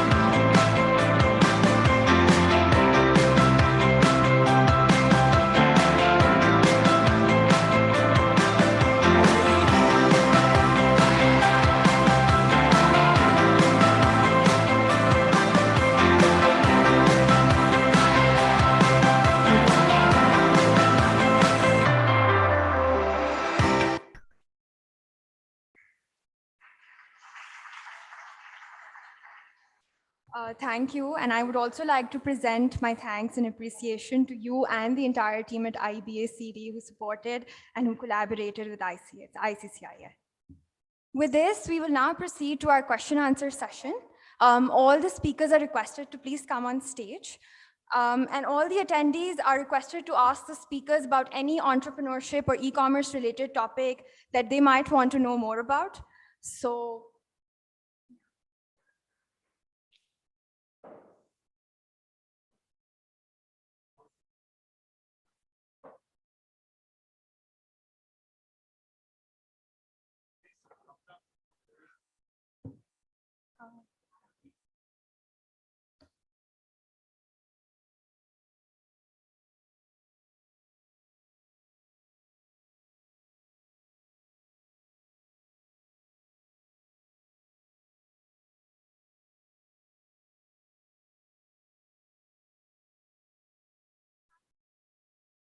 Thank you. Do we have any questions? Yes. We have a question here. Here, right here. Excuse me. Hello. First of all, I'd like to thank you, all the speakers, for giving us some really motivating feedback and motivating inspiration from the sessions. And I'd like to thank my colleagues at ICCIA for organizing this event. My name is Safia. I'm the business development analyst at the Chambers. Considering I have a public policy background, and also the fact that the Chambers work with a lot of governments and international organizations, I just wanted to ask, what are some policy recommendations that you might have regarding e-commerce and entrepreneurship?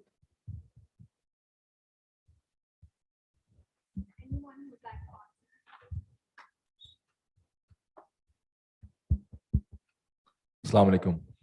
अच्छा, policy के अंदर जो सबसे important factor है ना, जिसको बहुत ज़्यादा लोग डिफरेंट प्लेटफॉर्म्स पे कहते भी हैं और वो उतना ही इम्पोर्टेंट है, वो है ईज ऑफ डूइंग बिजनेस, जो हर बिजनेस की नीड है, चाहे वो ई कॉमर्स में हो, ई कॉमर्स में ना हो। और वो ऑब्वियसली मैक्रो इकोनॉमिक सिचुएशन को, अनसर्टेनिटी को, चाहे वो पॉलिटिकल हो, चाहे वो इन्फ्लेशन हो, चाहे वो बाकी चीज़ हो, तो वो बहुत ज़्यादा इम्पैक्ट करती हैं किसी भी बिजनेस को, चाहे वो ई कॉमर्स हो या किसी और तरह का बिजनेस भी हो। ई कॉमर्स स्पेसिफिक अगर हम बात करते हैं तो ई कॉमर्स उन इंडस्ट्रीज में है जहाँ पे डिपेंडेंसी बहुत ज़्यादा हाई है ऑन एक्सटर्नल स्टेक होल्डर्स।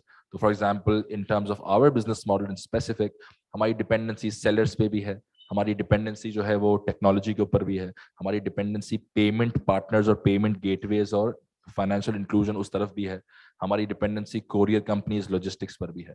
तो वहां पर जो पॉलिसी फ्रेमवर्क है वो इन सारे स्टेक होल्डर्स को देखते हुए कार्व आउट किया जाए, स्पेशली इसको इनकरेज करने के लिए पूरी ग्लोबली अगर आप देखते हैं तो ई कॉमर्स पॉलिसी के जब तस्करा किया तो उसकी मीटिंग्स में हम भी काफी बार शरीक हुए और बहुत चीजें कहीं। इसमें टैक्सेशन एक बहुत इंपॉर्टेंट फैक्टर है, बहुत ज्यादा इंपॉर्टेंट फैक्टर है। तो ग्लोबली काफी कंट्रीज ने जो आगे गए वहां पे सब्सिडीज दी गई ई कॉमर्स कंपनीज को। तो आज पाकिस्तान के लिए अनफॉर्चुनेट सिनेरियो ये है कि दराज जैसे प्लेयर्स ने इतना पैसा लगाया इस इंडस्ट्री को बनाने में, तो private companies at the cost of their own investment वो इंडस्ट्री को फ्लरिश कर रहे हैं, ना कि with support and subsidies from government. India में बहुत बड़ी एग्जांपल है कि इंडिया में गवर्नमेंट ने सब्सिडाइज किया, अगर फाइनेंशियल इंक्लूजन बढ़ानी थी तो गवर्नमेंट ने सब्सिडाइज किया डिस्काउंट्स को, पार्टनर अप किया with payment systems to make sure कि ज्यादातर लोगों तक इंडिया में आज अगर आप रिक्शे वाले के पास भी जाएंगे तो वो QR कोड लगाता है। तो उसके पीछे एक एफर्ट होती है, एक कंबाइंड एफर्ट है, और टैक्सेशन उसका एक बहुत इंपॉर्टेंट पार्ट है, और गवर्नमेंट लेवल पे इन्वॉल्वमेंट एक बहुत इंपॉर्टेंट पार्ट है जिससे आप उसको एक मास लेवल पे पहुंचा सकते हैं। और आज पाकिस्तान में unfortunately e commerce less than 1.5% है और ग्लोबल एवरेज इज 14%। तो वो गैप तभी फिल हो सकेगा जब फेवरेबल पॉलिसीज हो और उसमें गवर्नमेंट की इंटरवेंशन भी हो to make sure the impact is at a larger level. Thank you. I think इतना important point है because एक चीज जो हम बहुत देखते हैं, and of course someone from TDAP is sitting here, so sir, with all due respect, I would just like to raise this to you because you represent a public body, कि जैसे ही कोई बिजनेस डिजिटाइज होता है उनके पास transparency ज्यादा होती है तो उसको टैक्स करना ज्यादा आसान हो जाता है, ठीक है। बट हम ये नहीं सोचते कि हम जब उनको टैक्स कर रहे हैं in a growing phase, rather than taking that tax in the initial years, वो कितना टैक्स कमा के दे सकते हैं। जब उनके पास 1000 लोग होंगे तो उनमें से सैलरी का टैक्स कट सकता है, उनमें से बहुत सारे टैक्सेस आप रिकवर कर सकते हैं। I think that's the idea that is generated a lot of times with a lot of companies generated. Similarly, we've generated also, but I think even when a lot of intent is taken to reduce taxes on younger companies or digital companies or the e-commerce sector, it only increases, because at the end of the day, it's easier to tax the e-commerce sector or a digital sector. So I think one policy recommendation that we keep on doing is ease in taxes, because it's just going to let businesses save more, flourish better, employ more people, serve more people, and that tax will eventually come back through customers, through employees, through product sales, through service sales. So I think that will be our policy recommendation to anyone who's listening. Thank you. Do we have any other questions? You have a question over there. Right. अस्सलाम वालेकुम। Doctor आजाद साहब से सवाल है मेरा कि ये जो आपने प्रोग्राम्स बनाए हैं इसमें किस तरह लोग वहाँ पे आपके पास ज्वाइन कर सकते हैं, किस तरह वहाँ पे आ सकते हैं, क्या प्रोसीजर है? इसमें हमारी वेबसाइट है ced.iba.edu.pk। उसमें जाएंगे आप तो उसमें प्रोग्राम्स का एक टैब है, उस टैब में एंटरप्रेन्योरशिप डेवलपमेंट प्रोग्राम जो अभी रिसेंट मैंने आपको बताया, सर्टिफिकेट इन एंटरप्रेन्योरशिप की बैच 13 की रजिस्ट्रेशन ओपन है। तो उसमें आप जाएंगे तो उसमें पूरा प्रोसेस है, उसमें पूरा डिटेल्स हैं कि कौन से मॉड्यूल्स होते हैं उस प्रोग्राम में, क्या जो है ना डिफरेंट फैकल्टी मेंबर्स हैं, मेंटोर्स हैं, उनकी डिटेल्स होंगी। और इसके अलावा ऑनलाइन एप्लीकेशन है, वहीं पे आपने अप्लाई करना है। अस्सलाम वालेकुम। मेरा नाम साद शेख है। मेरा सवाल जो तमाम पैनल के लोग हैं इनसे है, ख़ास तौर पे हैदर साहब से भी, कि गवर्नमेंट ऑफ पाकिस्तान की क्या पॉलिसी है कि रिसर्च एंड डेवलपमेंट को प्रमोट किया जा सके, क्योंकि हम ग्लोबली रिसर्च एंड डेवलपमेंट में बहुत पीछे हैं प्रोडक्ट्स के हवाले से। दूसरा सवाल मेरा टेली मार्ट और सेहत कहानी के जो फाउंडर्स हैं, मेरा इंडस्ट्रियल मैन्युफैक्चरिंग का बैकग्राउंड है। मुझे मीटिंग्स में बहुत ज़्यादा फेस करना पड़ता है कि लोग वक्त की पाबंदी नहीं करते हैं, कमिटमेंट्स पूरी नहीं करते हैं, जो ज़बान दी होती है उससे फिर जाते हैं। आप दोनों को इन तमाम मामलात में क्या क्या फेस करना पड़ा, और क्या आप बेहतर तजवीज़ दे सकते हैं कि नए जो आने वाले हैं उनको ये फेस ना करना पड़े? आई थिंक फर्स्ट आपका क्वेश्चन रिसर्च एंड डेवलपमेंट का था। जिस तरह मैंने अपनी प्रेजेंटेशन में आपको बताया था कि हमने साल 1.5 साल पहले we hired fresh resource from the market for research analyst वगैरह। I think we have a team of around 20 research associates. We have a head who's leading them. Or basically, we are doing research like Pakistan exports for different markets. Like if you talk about America, Japan, the potential it has. In addition to that, we have also started making reports on the potential of the products that are exportable to other markets. Like जैसे rice में हमारी एक report है, हमारी textile में report है, हमारी pharma की reports हैं, और इंजीनियरिंग गुड्स की रिपोर्ट्स वगैरह हैं। तो ये हम लोग ना टाइम एंड टाइम ना वी आर कीप मतलब ये बना भी रहे हैं, उनको अपडेट भी कर रहे हैं with data, with statistics and all.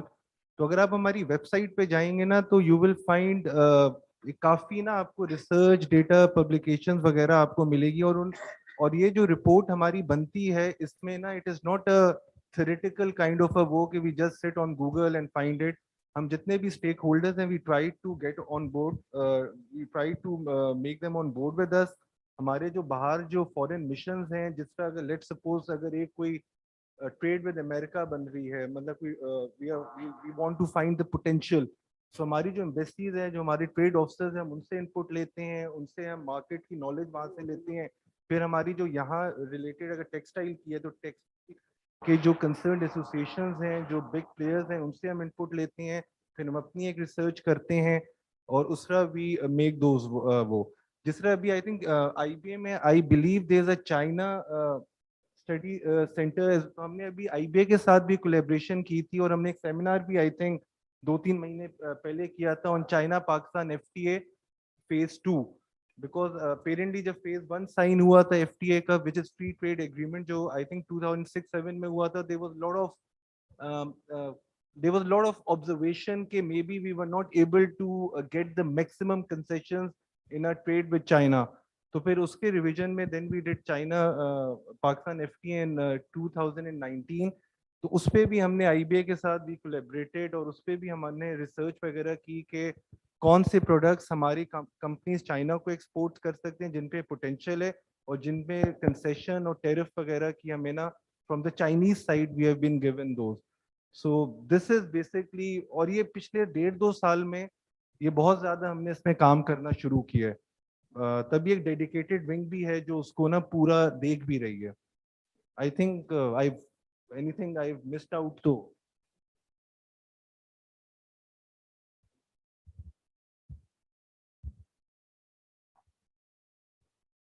अच्छा, आपका सवाल था कि लोग मिसकमिटमेंट करते हैं और लोग जो है वो जवाब नहीं देते। देखिए, ये this is something that you have to live with, right? तो आप पूरी दुनिया को नहीं सुधार सकते और ये हर लेवल पे फेस होती है।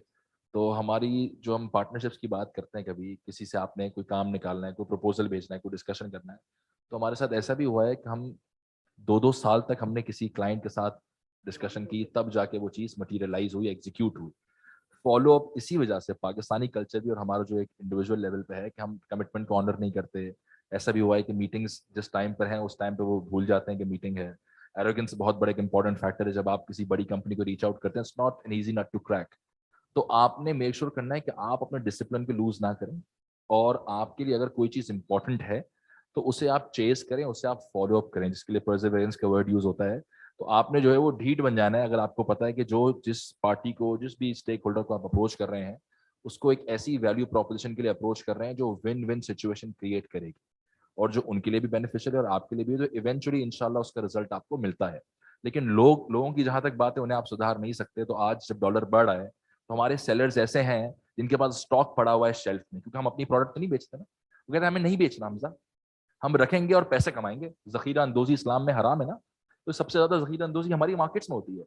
तो हम इंडिविजुअल लेवल पे लोग अनफॉर्चुनेटली हम लोग बहुत पीछे हैं इंडिविजुअल लेवल के ऊपर, और ये चीजें हमें रोज देखने को मिलती हैं, और इस पर हम सब्र कर सकते हैं। और अपने एथिक को, वर्क एथिक को, अपने कंट्रोल में जितने लोग हैं, जो एम्प्लॉयज हैं, जो टीम है, उनके अंदर ये चीज इनकलकेट करें ताकि आप ज्यादा से ज्यादा बेहतरी की तरफ कंट्रीब्यूट करें। So I'm a mother of 2 children. I'm a wife. तो मेरे लिए तो time is of essence.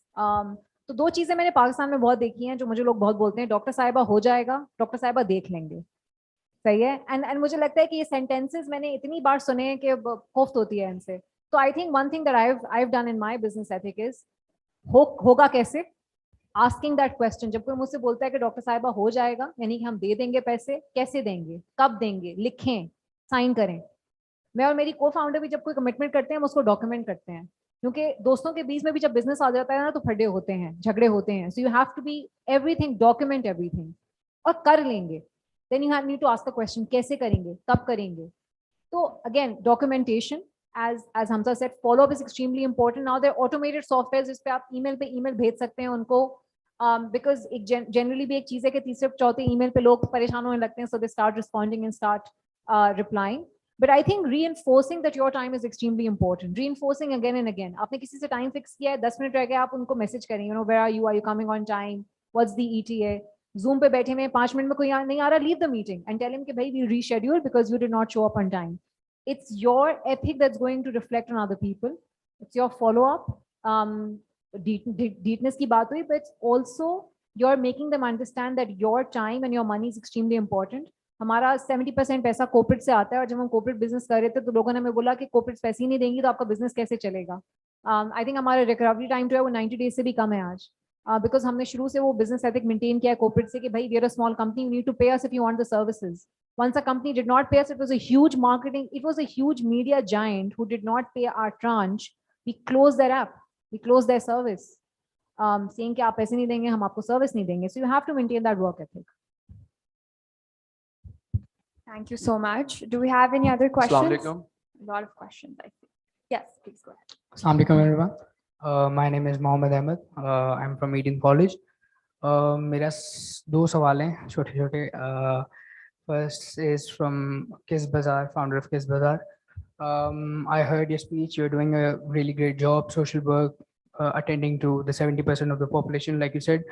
So my main question is, like, how your company earns? Like, is it how, like, you're selling it at a higher price than the market price, or you're taking some sort of percentage of price? And the second question is from Mr. Hamza. From Telemart. My question is, like, we all know dollar की price बढ़ गई है and everyone is getting hit by, every entrepreneur is.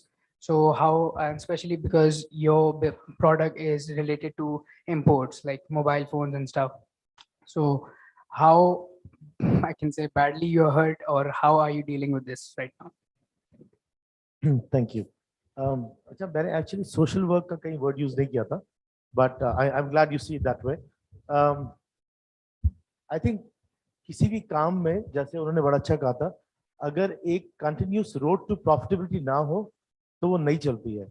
My other side of life is that I run a VC firm in States. आज जितनी भी companies bleed कर रही हैं, जितनी भी companies, doesn't matter who they are, investor is now shying away from them. So from day one we were making money, and even today we are making money. आपने कहा कि क्या हमारी प्राइस, मैंने ये बात बड़ी क्लियरली की थी कि if you go and buy something on retail on cash level, it will never be the same as price on instalments. We work on diminishing musharka basis, so it is Islamic, but yeah, it is higher than a price that you will get in a retail store, and that's the margin that safeguards the payment plan which is offered to the customer. अच्छा, आपका सवाल था, आपने दुखती रख पे मेरा हाथ रखा है। तो डॉलर के ऑब्वियसली देखें, हम जो है ना वो लग्जरी गुड्स में आते हैं। जब इन्फ्लेशन ने इतनी बुरी तरह हिट किया है तो सबसे पहले अगर कोई हाउस होल्ड अपने एक्सपेंसेस को कट डाउन है, वो इस तरह के गुड्स पे करता है कि यार शॉपिंग पहले मोबाइल फोन भाई साल में चेंज करते थे, अब 3 साल में करेंगे। पहले चीजें ज्यादा बाय करते थे, उसको कट डाउन करो और वो एसेंशियल्स के ऊपर फिर फोकस करते हैं। वो बिल्कुल एक हिट आई है, वो सबको आई है, चाहे वो फूड डिलीवरी बिजनेस हो, राइड हेलिंग बिजनेसेस हो या e commerce market places like Telemart हो। वो एक नेचुरल हिट आई है इन्फ्लेशन की वजह से। दूसरा, उसको आपने कहा मैनेज कैसे करते हैं। देखिए, हर बिजनेस में अप्स एंड डाउन्स होते हैं। उसके लिए जो बड़ी मशहूर हम कहावत सुनते हैं रिस्क डाइवर्सिफिकेशन की, या don't put all your eggs in one basket, वो बहुत जरूरी है आज के दौर में मोर देन एवर, कि आपकी मल्टीपल रेवेन्यू स्ट्रीम्स होनी चाहिए। तो आप इसको इस तरह से सोचें कि अगर टेलीमार्ट बेच रहा होता तो इससे कितना बड़ा हिट हमें मिलता, ड्यूटी बढ़ने से, इंपोर्ट रुकने से। तो एक कैटेगरी लेवल के ऊपर भी हम रिस्क डाइवर्सिफाई करते हैं कि आज ये कैटेगरी नहीं चल रही, ये कैटेगरी चल रही है, इससे रिस्पॉन्स कम है, इसमें ज्यादा आ रहा है। फिर हमारे मल्टीपल बिजनेस मॉडल्स हैं, तो we also serve corporate clients across Pakistan for the corporate procurement needs, वहां से हमारा रेवेन्यू स्टेबल है। We also serve our franchise network, वहां की सेल हमारी स्टेबल है। Then we work with a lot of third party affiliate websites and businesses जो हमसे प्रोडक्ट्स बाय करते हैं B2B लेवल के ऊपर। Then we have alliances with a lot of other apps जो हमारी प्रोडक्ट्स बेचते हैं। Then we have a technology that we offer to a lot of clients, and that's a SaaS model that we operate. वहाँ से हमारे revenue streams हैं. So we make sure that we are constantly, enhancing on our business models and revenue streams to make sure that we are, a sustainable, viable business model. Thank you.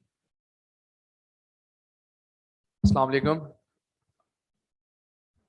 Thank you all of you for the session. The stories of you guys were really inspiring and really motivating.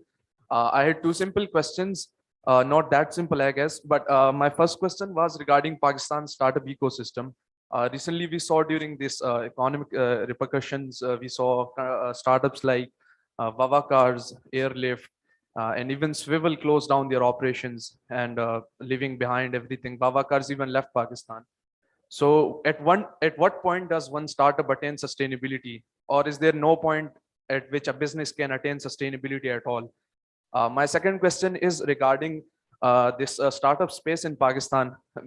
When there's an idea that springs up, a lot of players jump into that at one time. If we talk about fintech, we saw Naya Pay, Sada Pay, then we saw Finja, then we saw Zindagi. All these come into one place.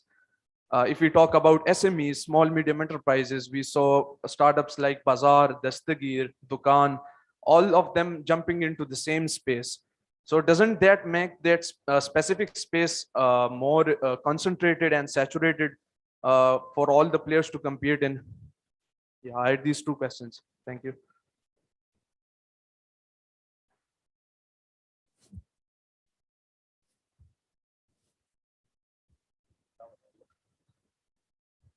Good evening.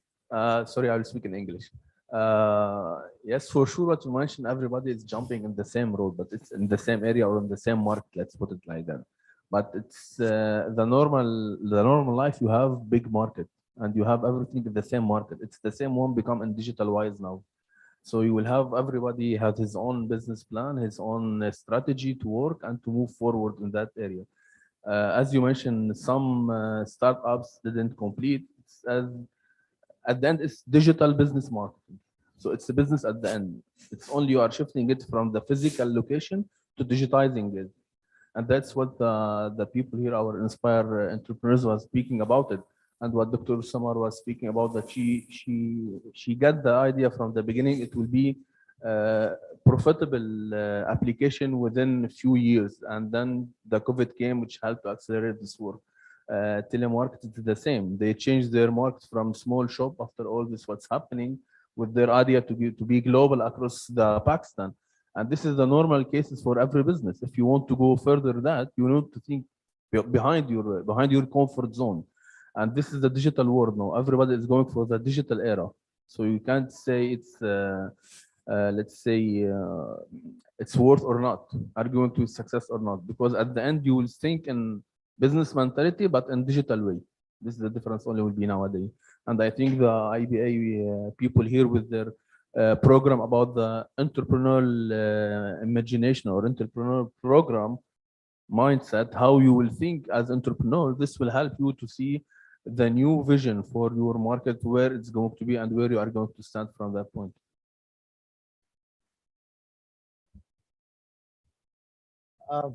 Yeah, I think world dynamics has changed in the last 16 weeks. 16 weeks pehle, if you had a good idea, you were worth $5 million straight away. An investor would come in and say, 5 million, no problem. We'll give you $200,000 seed money, no problem. Things have changed now. I think now ideation stage companies are done. If you have an idea, go with the Shark Tank model, which is do a pilot yourself. जिसे हम कहते हैं friends and fools round, यानी friends and family round. Go to your friends, go to your family, थोड़ा सा उनसे race करें और वो चीज को प्रैक्टिकली पहले करके देखें. Because अगर आप एक रॉ आइडिया के साथ आज किसी के पास जाएंगे ना, तो unless you are extremely connected, lucky, and everything's on your side, chances are कि वो रूम भी नहीं खुलेगा आपके लिए. So I totally agree with you. I think the fall of the companies that you just named, that has opened up a lot of eyes even for Pakistan. And you know, it's the same is happening stateside, Europe, everywhere. हो ये रहा था कि हम सिर्फ एक ही बात पे सब बेस कर रहे थे. टॉप लाइन बढ़ाएं, टॉप लाइन बढ़ाएं, टॉप लाइन बढ़ाएं. छोड़ दें प्रॉफिट क्या होता है, आ जाएगा एक दिन. सब अमेज़न की एग्जांपल देते थे कि एक दिन अमेज़न ने भी ये किया था और देखिए आज कहाँ है. हम ये रियलाइज नहीं कर रहे कि 99% कंपनीज अमेज़न नहीं कर पाई, वो हो गई. वो सिर्फ 1% अमेज़न बनी है. So to answer your question, if there's anyone here who has a good idea, you need to have a pilot done yourself with your own money, with your friends' money, with your school's money. Investor will not look at you. So living in that the thought that we will bleed for a while, फिर हम ठीक हो जाएंगे, आज बड़ा difficult होगा किसी को ये बात absorb करना. Again, a humble opinion. इसमें एक चीज मैं ऐड करूंगा इसी कमेंट में, क्योंकि काफी फेल्यूर्स भी आए हैं पिछले कुछ वीक्स में. तो हमारा जो यहाँ पे एक्सपीरियंस है IBA CED में कि जिस तरह ऑर्गेनिक ग्रोथ और जो फर्स्ट स्टेप है आइडिएशन, उसके बाद प्रोटोटाइप, उस पे टाइम लगाना, एक्सपीरियंस गेन करना, वो बहुत ज़रूरी है. It has become a cool thing to go into the market and start a business, startup culture करना. लेकिन उसमें मतलब अगर आपको बहुत जल्दी फाइनेंसेस मिल जाते हैं तो उसकी डाउन साइड ये होती है कि आपके पास एक्सपीरियंस नहीं होता कि उसको यूटिलाइज कैसे करें. इसलिए वी प्रोमोट कि आपको फर्स्ट एटलीस्ट 2 to 3 years जो है ना, आपने फाइनेंसेस का सोचना ही नहीं है. लेकिन हमें यहाँ अक्सर हमारे लोगों को लगता है कि हमारा बहुत अच्छा आइडिया है, $1 billion आइडिया है, थोड़ा सा उसको बिजनेस मॉडल बनाया और इन्वेस्टर के पास चले गए. तो कुछ हमारे इंडिजीनियस केस स्टडीज भी हैं, स्टोरीज भी हैं, जिसमें हमने फैसिलिटेट किया IBA के प्लेटफॉर्म से बहुत अर्ली स्टेज पे उनको फाइनेंसेस दिलवाने में, और 1 to 2 years down the line वो फेल हो गए. और फिर हमने रियलाइज किया कि this is not the time to secure financing. सबसे पहले वो जो फ्रेंड्स एंड फूल्स वाला स्टेज है, उसको एक्सपेरिमेंट करना बहुत ज़रूरी है. तो इसलिए आप जब भी अगर आप भी स्टार्टअप करना चाहते हैं तो एटलीस्ट 2 से 3 साल आप भूल जाएं कि आपने किसी एक्सटर्नल फाइनेंसर के पास जाना है. अपने आप को देखें, अपने फैमिली फ्रेंड्स, आपके अराउंड स्लैक रिसोर्सेज इस तरह के निकल आएंगे जो आपको एटलीस्ट 2 से 3 साल जो है ना आपका बिजनेस मॉडल को डेवलप करने में मदद करेंगे.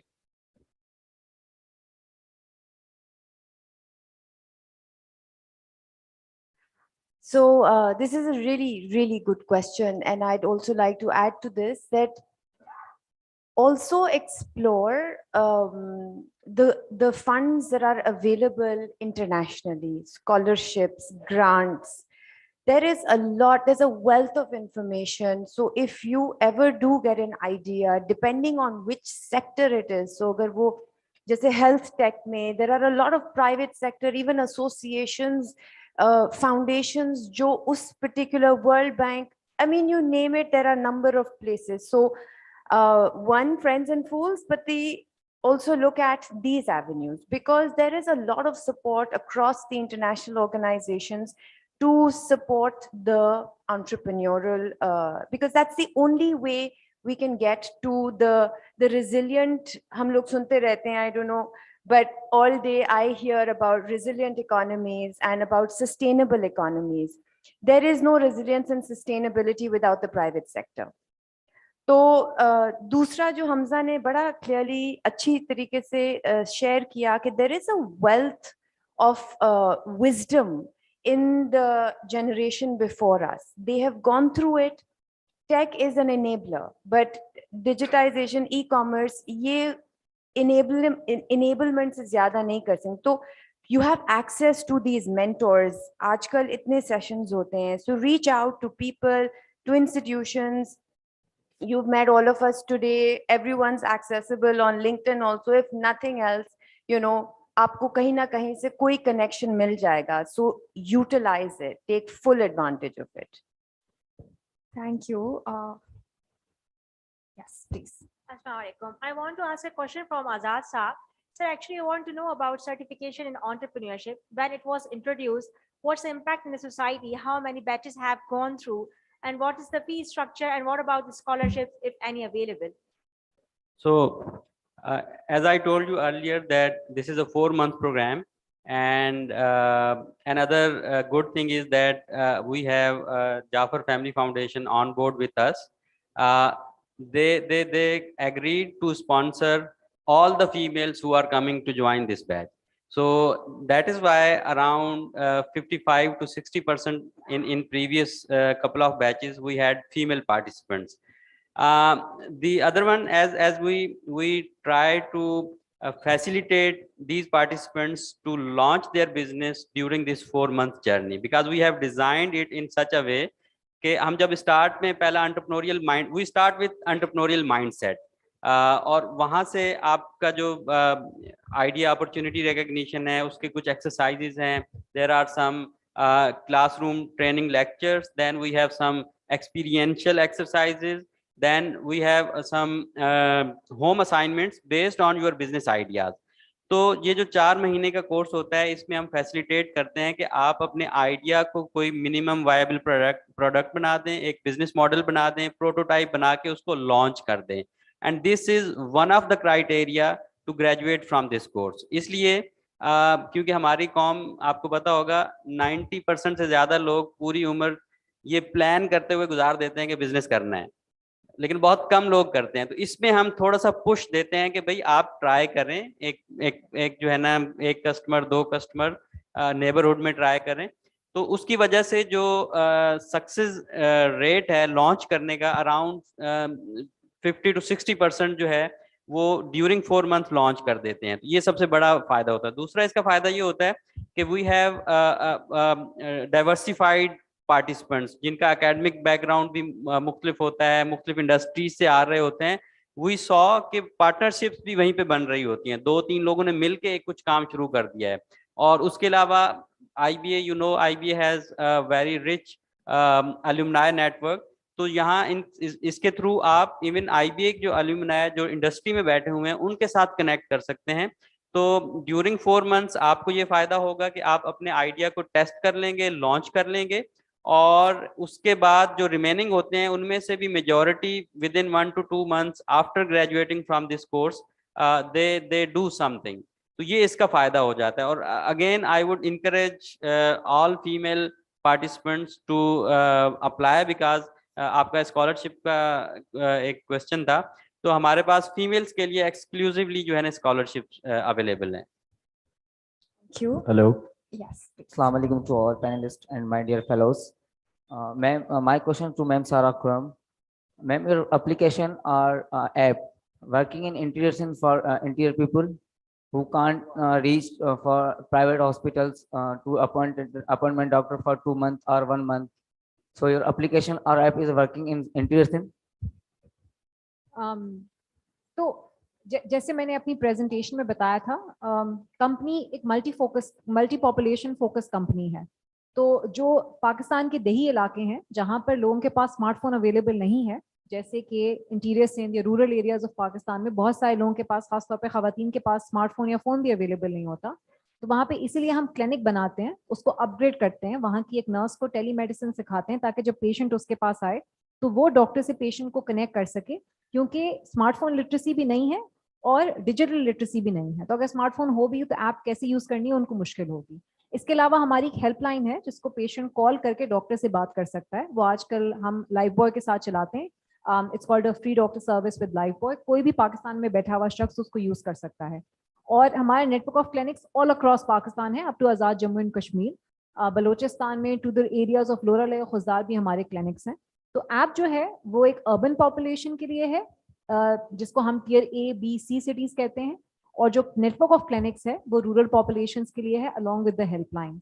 इस वक्त फ्लड्स की सिचुएशन में, क्योंकि ऑब्वियसली इंटीरियर सिंध के अंदर एक बहुत बड़ी क्रिटिकल सिचुएशन है फ्लड्स की, हम अभी वहाँ पे हेल्थ कैंप्स कर रहे हैं जहाँ पे हम फिजिकल डॉक्टर्स भेज रहे हैं, और वहाँ पे हम लोगों के पास एक कार्ड छोड़ कर आ रहे हैं अपनी हेल्पलाइन का कि अगर हमारे जाने के बाद उनको कोई मसला हो तो वो उस पर कॉल कर सकें।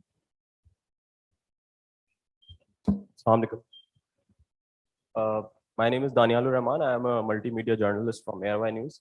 So I have two questions. One is a bit similar from my friend.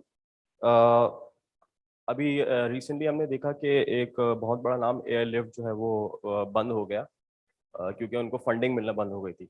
So what suggestion do you guys give to the young entrepreneurs जो कि फॉरेन फंडिंग उनका गोल होता है कि किसी तरह हमें फॉरेन फंडिंग मिल जाए, उसके बाद जो है अगर वो फंडिंग मिलना बंद हो जाती है तो वो या तो कंप्लीट शटडाउन पे चले जाते हैं या फिर खुद को लीन करते हैं, लेकिन उससे उनको बहुत ज़्यादा नुकसान होता है. एक सवाल ये, एक सवाल मेरा किस बाजार के फाउंडर से ये है कि sir how your business is different from सुरमा वाला या अदर एप्स जो कि इंस्टॉलमेंट्स पे चीज़ें देते हैं. Thank you.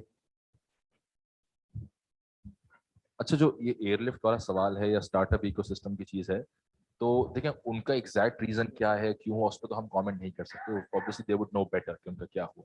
लेकिन एक चीज जो है ना जो घूम फिर के आती है एक अगेन बड़े मोनोटोनस वर्ड के ऊपर, वो होता है बिजनेस फंडामेंटल्स.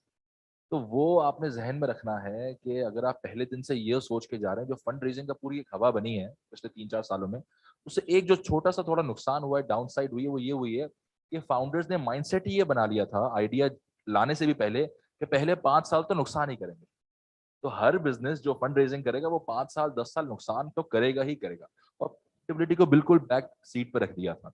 तो सबसे इंपॉर्टेंट चीज ये है कि जब आप कोई भी आइडिया स्टार्टअप इकोसिस्टम में लेकर आ रहे हैं तो उसको वायबल बनाने के लिए उसके फंडामेंटल्स को स्ट्रॉन्ग करें, उसे प्रॉफिटेबिलिटी बड़ी क्लियर नजर आए, और उसे एक छोटे लेवल पे स्टार्ट जरूर करें. जिस तरह आरिफ साहब ने कहा, बाकी सब ने कहा, उसकी वजह यह है कि when you start small you fail small.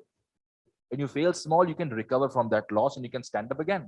लेकिन जब आप स्टार्ट ही इतने धूम धड़ल्ले से करेंगे और आप मिलियंस ऑफ डॉलर से इतने कस्टमर अक्वायर करेंगे, तो एक बचपन में हम कहावत सुनते थे, एक कछुए और खरगोश की रेस में कौन जीता था? कछुआ जीता था ना. तो ये एग्जैक्टली इसका मतलब ये है कि अगर आप ऑर्गेनिकली स्लोली और एक अच्छे पेस के ऊपर ग्रो करते हैं तो आप रियलाइज करते हैं यार कि इस लेवल पे कंपनी जब आती है उसको ये इश्यूज आते हैं, जब इस लेवल पे कंपनी आती है उसको ये इश्यूज आते हैं, और आप पहले दिन इतना तेजी से ग्रो करेंगे तो वो सारे इश्यूज, वो सारी एक पैनिक मच जाती है. उसमें एक और जो इंपॉर्टेंट रोल है वो थोड़ा इनएक्सपीरियंस का भी आता है कहीं ना कहीं. अगर आप कोई हमारे जैसे यंग जनरेशन का लड़का है जिसने कभी कंपनी स्केल की ही नहीं है, उसे आप $15 मिलियन देंगे तो उससे फिर बहुत अच्छी सॉलिड टीम की जरूरत पड़ती है जिससे वो सही तरीके से एफिशिएंटली एक लीन मॉडल के अंदर डिप्लॉय कर सकें. तो इसलिए बड़ा जरूरी है कि आप अपने मॉडल छोटे स्केल पे पहले वायबल बनाएं. उस स्केल पर अगर आप फेलियर्स भी करते हैं, सीखते भी हैं, फीडबैक को भी लेते हैं, उसको और रिफाइन करें, और फिर ग्रोथ कैपिटल आप उसमें इंजेक्ट करें, तो आप कॉन्फिडेंट होंगे कि इस ग्रोथ कैपिटल से बिजनेस जो है वो फर्दर सस्टेनेबिलिटी की तरफ जाएगा और प्रॉफिटेबिलिटी की तरफ जाएगा. Yeah, Surmawala was a very good model. Surmawala does not sell any electronics on installments today. They only sell furniture on installments. But there's still a difference. वो जो दुकानदारी का मॉडल है, that you go into your neighborhood dukaan and you have to know the person that you're dealing with, or you need to know someone who knows that person. एक plane आदमी जब जाता है तो उसकी लाइफ बड़ी miserable हो जाती है. ऑनलाइन मॉडल ये नहीं है. ऑनलाइन मॉडल में we don't even see who the customer is. वो सब चीजें पहले डाल चुका होता है. तो आई थिंक अगर आपको एक चीज को स्केल करनी है तो it has to be more about a process, a system, and not an individual, not a liking, not a shock जिसमें काम किया. Second question was not towards me, but I'll still add to it कि बिल्कुल ये सही कह रहे हैं कि एक हमने एक कॉन्सेप्ट सुना था बचपन में और अभी भी काफी लोग कहते हैं जिस चीज का शौक हो वो करो. I totally disagree with that. आपका शौक कोई ऐसी चीज हो सकती है जो नॉन प्रैक्टिकल हो। आप आज वो करें जिस चीज की आपको लगता है कि कोई डिमांड है। हम एक ऐसे मुल्क में बैठे हुए हैं जहाँ 25 करोड़ आदमी रहते हैं, यहाँ बहुत डिमांड है। आज से ये सेहत कहानी आने से पहले क्या पहले डॉक्टर्स नहीं थे? क्या उन्होंने ये बात रियलाइज नहीं की थी कि जरूरत थी? इन्होंने इस बात को फिगर आउट किया और आज मेरे ख्याल से 100 और कंपनीज है जो इनको कॉपी करने की ट्राई कर रही है। So there is a lot of niche within where we live. Find that niche, do it yourself, and then go to someone. There are a lot of incubators outside too, like Alia said, right? There's SOSV, there's Startup 500, there's Y Combinator. आज वो भी ये कहते हैं, have you implemented it? How did it work out in your own country? So I would still suggest the same model. Try it and then love it. Don't love something and go into it. Thank you. अस्सलाम sir. Sir मेरा जो सवाल है वो टेलीमार्ट के founder से, क्योंकि आपकी सर स्टोरी और मेरी स्टोरी बिल्कुल सेम है। मतलब 2012 का हमजा और अभी का साथ बिल्कुल सेम है सर। इस तरह से कि मेरे वालिद साहब का एक्सपीरियंस रहा है 30 इयर्स का गारमेंट सेक्टर में, और मैं इस वक्त BBA का स्टूडेंट हूँ, एक्सपीरियंस नहीं है कोई जॉब वगैरह का। तो अब सीन ये है कि जो आप जब थे कि आपके वालिद साहब का एक्सपीरियंस था और आप एक स्टूडेंट थे, सेम वही सिनेरियो मेरे ऊपर। अब एट दिस पॉइंट आप में डिफरेंट ये है कि टाइम का डिफरेंट। आप इस टाइम पर कन्वेंशनल बिजनेस बहुत ज़्यादा सेचुरेटेड हो चुके हैं, और आपके जो ऑनलाइन बिजनेस में भी बहुत ज़्यादा मार्केट जो है सेचुरेटेड है। मतलब अगर बात करूँ मैं कोट पैंट टी शर्ट वगैरह इस तरह के प्रोडक्ट्स की, तो बहुत लोग आ चुके हैं, छोटे से छोटा बड़े से बड़ा। तो राइट नाउ मैं कंफ्यूज हूँ कि क्या मैं पहले कन्वेंशनल साइड में बिजनेस स्टार्ट करूँ, उसके बाद या वहाँ एक्सपीरियंस लेके करूँ, या फिर मैं डायरेक्टली ऑनलाइन साइड में आकर दोनों को साथ करूँ। और मेरे वाले साहब फुल मुझे इस बारे में सपोर्ट, वो मेरे लिए एंजल इन्वेस्टर है एक तरह से। तो आपके सजेशन चाह रहा है। अच्छा, इसके अंदर ना देखिए, मेरी कहानी में आपको एक चीज समझनी है कि मैं कोई बहुत एक्स्ट्रॉर्डिनरी बच्चा नहीं था कि मैंने सोचा हुआ था 20 साल में कंपनी बनानी है और ऐसे करना है वैसे करना है। मुझे हालात ने एंटरप्रेन्योर बनाया। जब वो हादसा हुआ इतना बड़ा, तो हमने कहा यार अब तो कुछ करना ही पड़ेगा। तो मैंने भी, अगर मुझे ऑप्शन दिया जाता ना आज, हमजा आपका वो बिजनेस सही चल रहा है, कुछ मसला नहीं हुआ आपके साथ, तो मैं प्रेफर ये करता कि पहले मैं उस रेलिवेंट फील्ड में एक्सपीरियंस हासिल करता, जिसको हम कहते हैं रगड़ा खाना। तो मैं 2-3 साल उस रेलिवेंट फील्ड में जॉब करता, उससे नेटवर्क्स बनाता, उससे समझता ये बिजनेस होता कैसे है, और फिर अपने फादर के बिजनेस को जाके ज्वाइन करता, ताकि मुझे I could add value to it. अगर मैं बिल्कुल कोरा कोरा यूनिवर्सिटी से निकलने के बाद वहां चला जाता हूँ, तो मेरे कोई एक्सपीरियंस ही नहीं है और मेरे किसी कंट्रीब्यूशन में इतना ज्यादा बैकिंग नहीं है। तो इसीलिए आप इसको इस तरह समझ लें कि अगर आज आप एक रेस्टोरेंट स्टार्ट करना चाहते हैं और आपने जिंदगी में ना रेस्टोरेंट में काम किया है, ना आप उसकी सप्लाई चेन को समझते हैं कि किस तरह खाना कितना ऑर्डर करना है, रॉ मटेरियल कितना वेस्टेज होता है, एम्बियंस मेन्यू किस तरह डेवलप करना है, प्राइसिंग कैसे करनी है, इसी तरह अगर आपके फादर का गारमेंट्स का बिजनेस है और आप उसके साथ अभी एसोसिएटेड नहीं रहे, आपने बिल्कुल ना उनकी दुकान पे गए हैं ना उनकी फैक्ट्री में बैठे हैं, और आप बिल्कुल एक्सपीरियंस आपका जीरो है, तो पहले आप एक्सपीरियंस हासिल करें उस फील्ड के अंदर, चाहे वो अपने फादर के बिजनेस के साथ लगकर हासिल करें या अलग से हासिल करें, और फिर आप वैल्यू कंट्रीब्यूट करें उस बिजनेस के अंदर। और जो आपने डिफरेंशिएशन की बात की कि मार्केट सैचुरेटेड है, तो कंपटीशन अच्छी चीज है। कंपटीशन किसी भी इंडस्ट्री में, उन्होंने भी कहा कि दस्तगीर है, रिटेलो है, ताजिर है, और इतने सारे घुस गए हैं, तो वो अच्छी चीज है कि उसमें कस्टमर को अल्टीमेटली बेनिफिट होता है कि कस्टमर के पास फिर ये चॉइस होती है कि प्राइस भी अच्छी मिलेगी, and the competitors will fight on service levels. That is when the true beauty of competition is. तो आपने ये सोचना है कि मैं दूसरों से मुख्तलिफ कैसे हो सकता हूँ और मेरी सर्विस दूसरों से कितना मुख्तलिफ हो सकती है। और हर इंडस्ट्री में जरूरी नहीं है कि आपकी डिफरेंशिएशन बहुत मुख्तलिफ हो, वो बहुत माइनर सी भी हो सकती है। कोलाची कितने लोग गए यहाँ पे? बहुत सारे लोग गए, सही है। तो खाना और भी बहुत जगहों का अच्छा है, लेकिन कोलाची की छोटी सी चीज है जो हर बंदी की जुबान पे आती है, वो है फीडबैक। कि वो उनके मैनेजर बार बार टेबल पे आते हैं, पूछते हैं 10 बार, सर कोई खराबी बताएं आप, सर हांडी में नमक ज्यादा था सर, आपको अभी रिप्लेस करके देते हैं। कल मैंने फेसबुक पे एक पोस्ट देखी इस तरह की, तो वो कितनी छोटी सी डिफरेंशिएशन है। तो वो कोई आउट ऑफ द बॉक्स जाके टेक्नोलॉजी से खाना रोबोट सर्व कर रहा है, ऐसी कोई डिफरेंशिएशन आपको नहीं चाहिए। तो कभी कभार बहुत छोटी सी कोई डिफरेंशिएशन भी, कोई डिटेल के ऊपर आपने फोकस कर लिया, तो आपका बिजनेस जो है बहुत जो है वो आगे इंशाल्लाह जा सकता है। अस्सलाम वालेकुम। मेरा मोहतरम आज़ाद साहब से सवाल है कि जो आईबी में इंक्यूबेशन है, इसका क्या तरीक़ेकार है, इसका क्या प्रोसीजर्स हैं, अगर कोई अप्लाई करना चाहे तो क्या किस तरह से रब्ता करे, क्या फीस वगैरह, और क्या आउटपुट और इनकम रहनुमाई आप लोगों की तरफ से मुयस्सर? इंक्यूबेशन में हम प्रेफर कर दो मैंने जैसे बताया कैटेगरीज हैं। एक कोवर्किंग स्पेस है, तो कोवर्किंग स्पेस में तो आप, अगर आपके पास एक अच्छा आइडिया है तो भी आप आ सकते हैं। अगर आपने उसका कोई प्रोटोटाइप या कोई एक चीज़ कोई ऐसी बना ली है फ्रॉम होम या किसी और जगह से बैठकर और अब उसको कमर्शलाइज करना चाहते हैं, तो भी आप आ सकते हैं। और उसमें 2 से 3 लोगों की के लिए आपको एक वर्क स्टेशन दे दिया जाता है और उसके बाद जो है आपके साथ एक पूरा प्लान होता है, ट्रेनिंग प्रोग्राम्स होती हैं, मेंटोर्स होते हैं जो आपको गाइड कर रहे होते हैं। और इसके अलावा अगर आपने किसी इंक्यूबेशन सेंटर से स्टार्ट किया है या घर से स्टार्ट किया है वर्क फ्रॉम होम ऑनलाइन और अब आपकी टीम बढ़ गई है, आपके पास 8 से 10 लोग हैं और आप एक्सपेंशन की तरफ जा रहे हैं, तो आप डायरेक्टली इंक्यूबेटर में भी आ सकते हैं। इसका प्रोसेस बहुत ही सिंपल है। हमारे CED की जो मैंने आपको वेबसाइट बताई उसी में इंक्यूबेशन सेंटर का भी एक टैब है, उसमें आप जाएंगे तो एक ऑनलाइन फॉर्म है, वो फिल करना है और आपकी बेसिक डिटेल्स आ जाती हैं। उसके बाद हमारा एक आइस ब्रेकिंग सेशन होता है। हमारे इंक्यूबेशन मैनेजर हैं, तला साहब बैठे हुए हैं, पूरी उनकी टीम है। उनके साथ एक आइस ब्रेकिंग सेशन होता है। वो थोड़ा सा आपके आइडिया को, आपके बिजनेस को इवेलुएट करते हैं, उसकी सस्टेनेबिलिटी, स्केलेबिलिटी को, और अगर उसमें कुछ फीडबैक होता है वो उनको देते हैं। और उसके बाद depending upon the availability of space हम इंक्यूबेट कर लेते हैं। और ये बहुत ही सिंपल प्रोसेस है, कोई इसमें जो है ना ज़्यादा टाइम नहीं लगता। Usually it takes 1 to 2 days। अगर आपके पास चीज़ें रेडी हैं, अगर नहीं हैं तो हमारी टीम आपको फीडबैक देती है। आपके बिजनेस आइडिया को, बिजनेस मॉडल को थोड़ा इम्प्रूव करने में भी हम आपको फैसिलिटेट करते हैं, क्योंकि हमारा ऑब्जेक्टिव ही यही है कि आपको हेल्प करें लॉन्च करने में, और अगर आपने लॉन्च किया हुआ है तो इसको ग्रो करने में। बहुत सारी ऐसे इससे पहले मैंने जो स्टार्ट किया था, I was looking after incubation centre.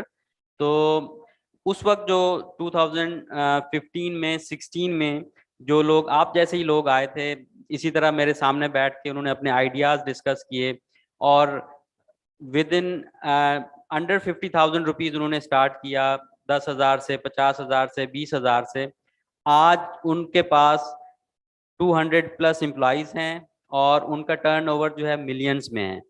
तो ये सब कुछ हमने जो देखा हुआ है, ये जो एक्सपीरियंस है, उसकी बेस पे हमारी टीम है जो गाइड करती है।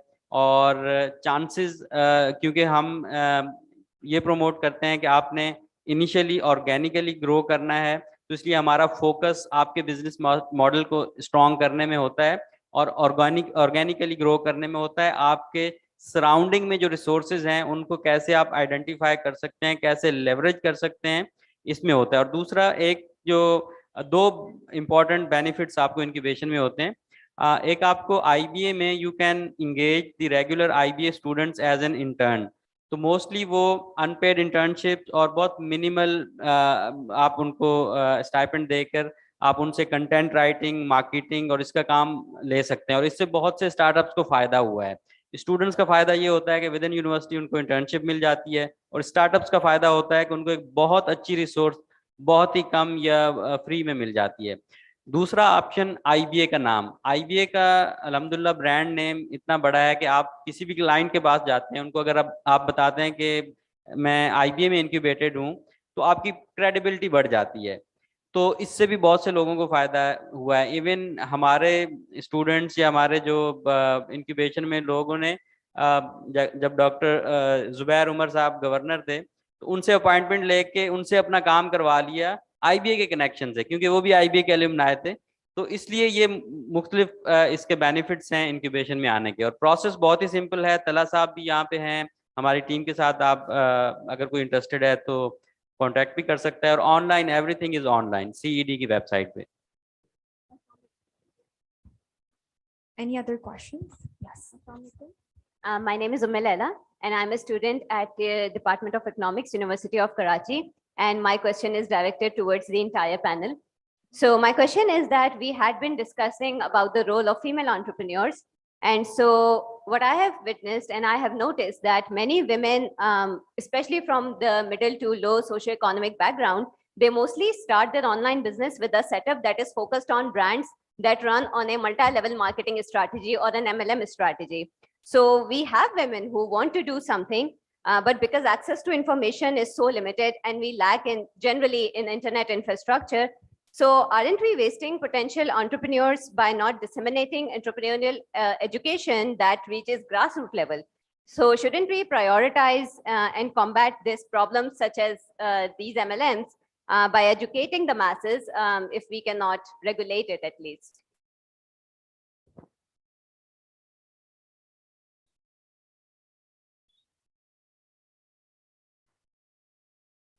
Yeah.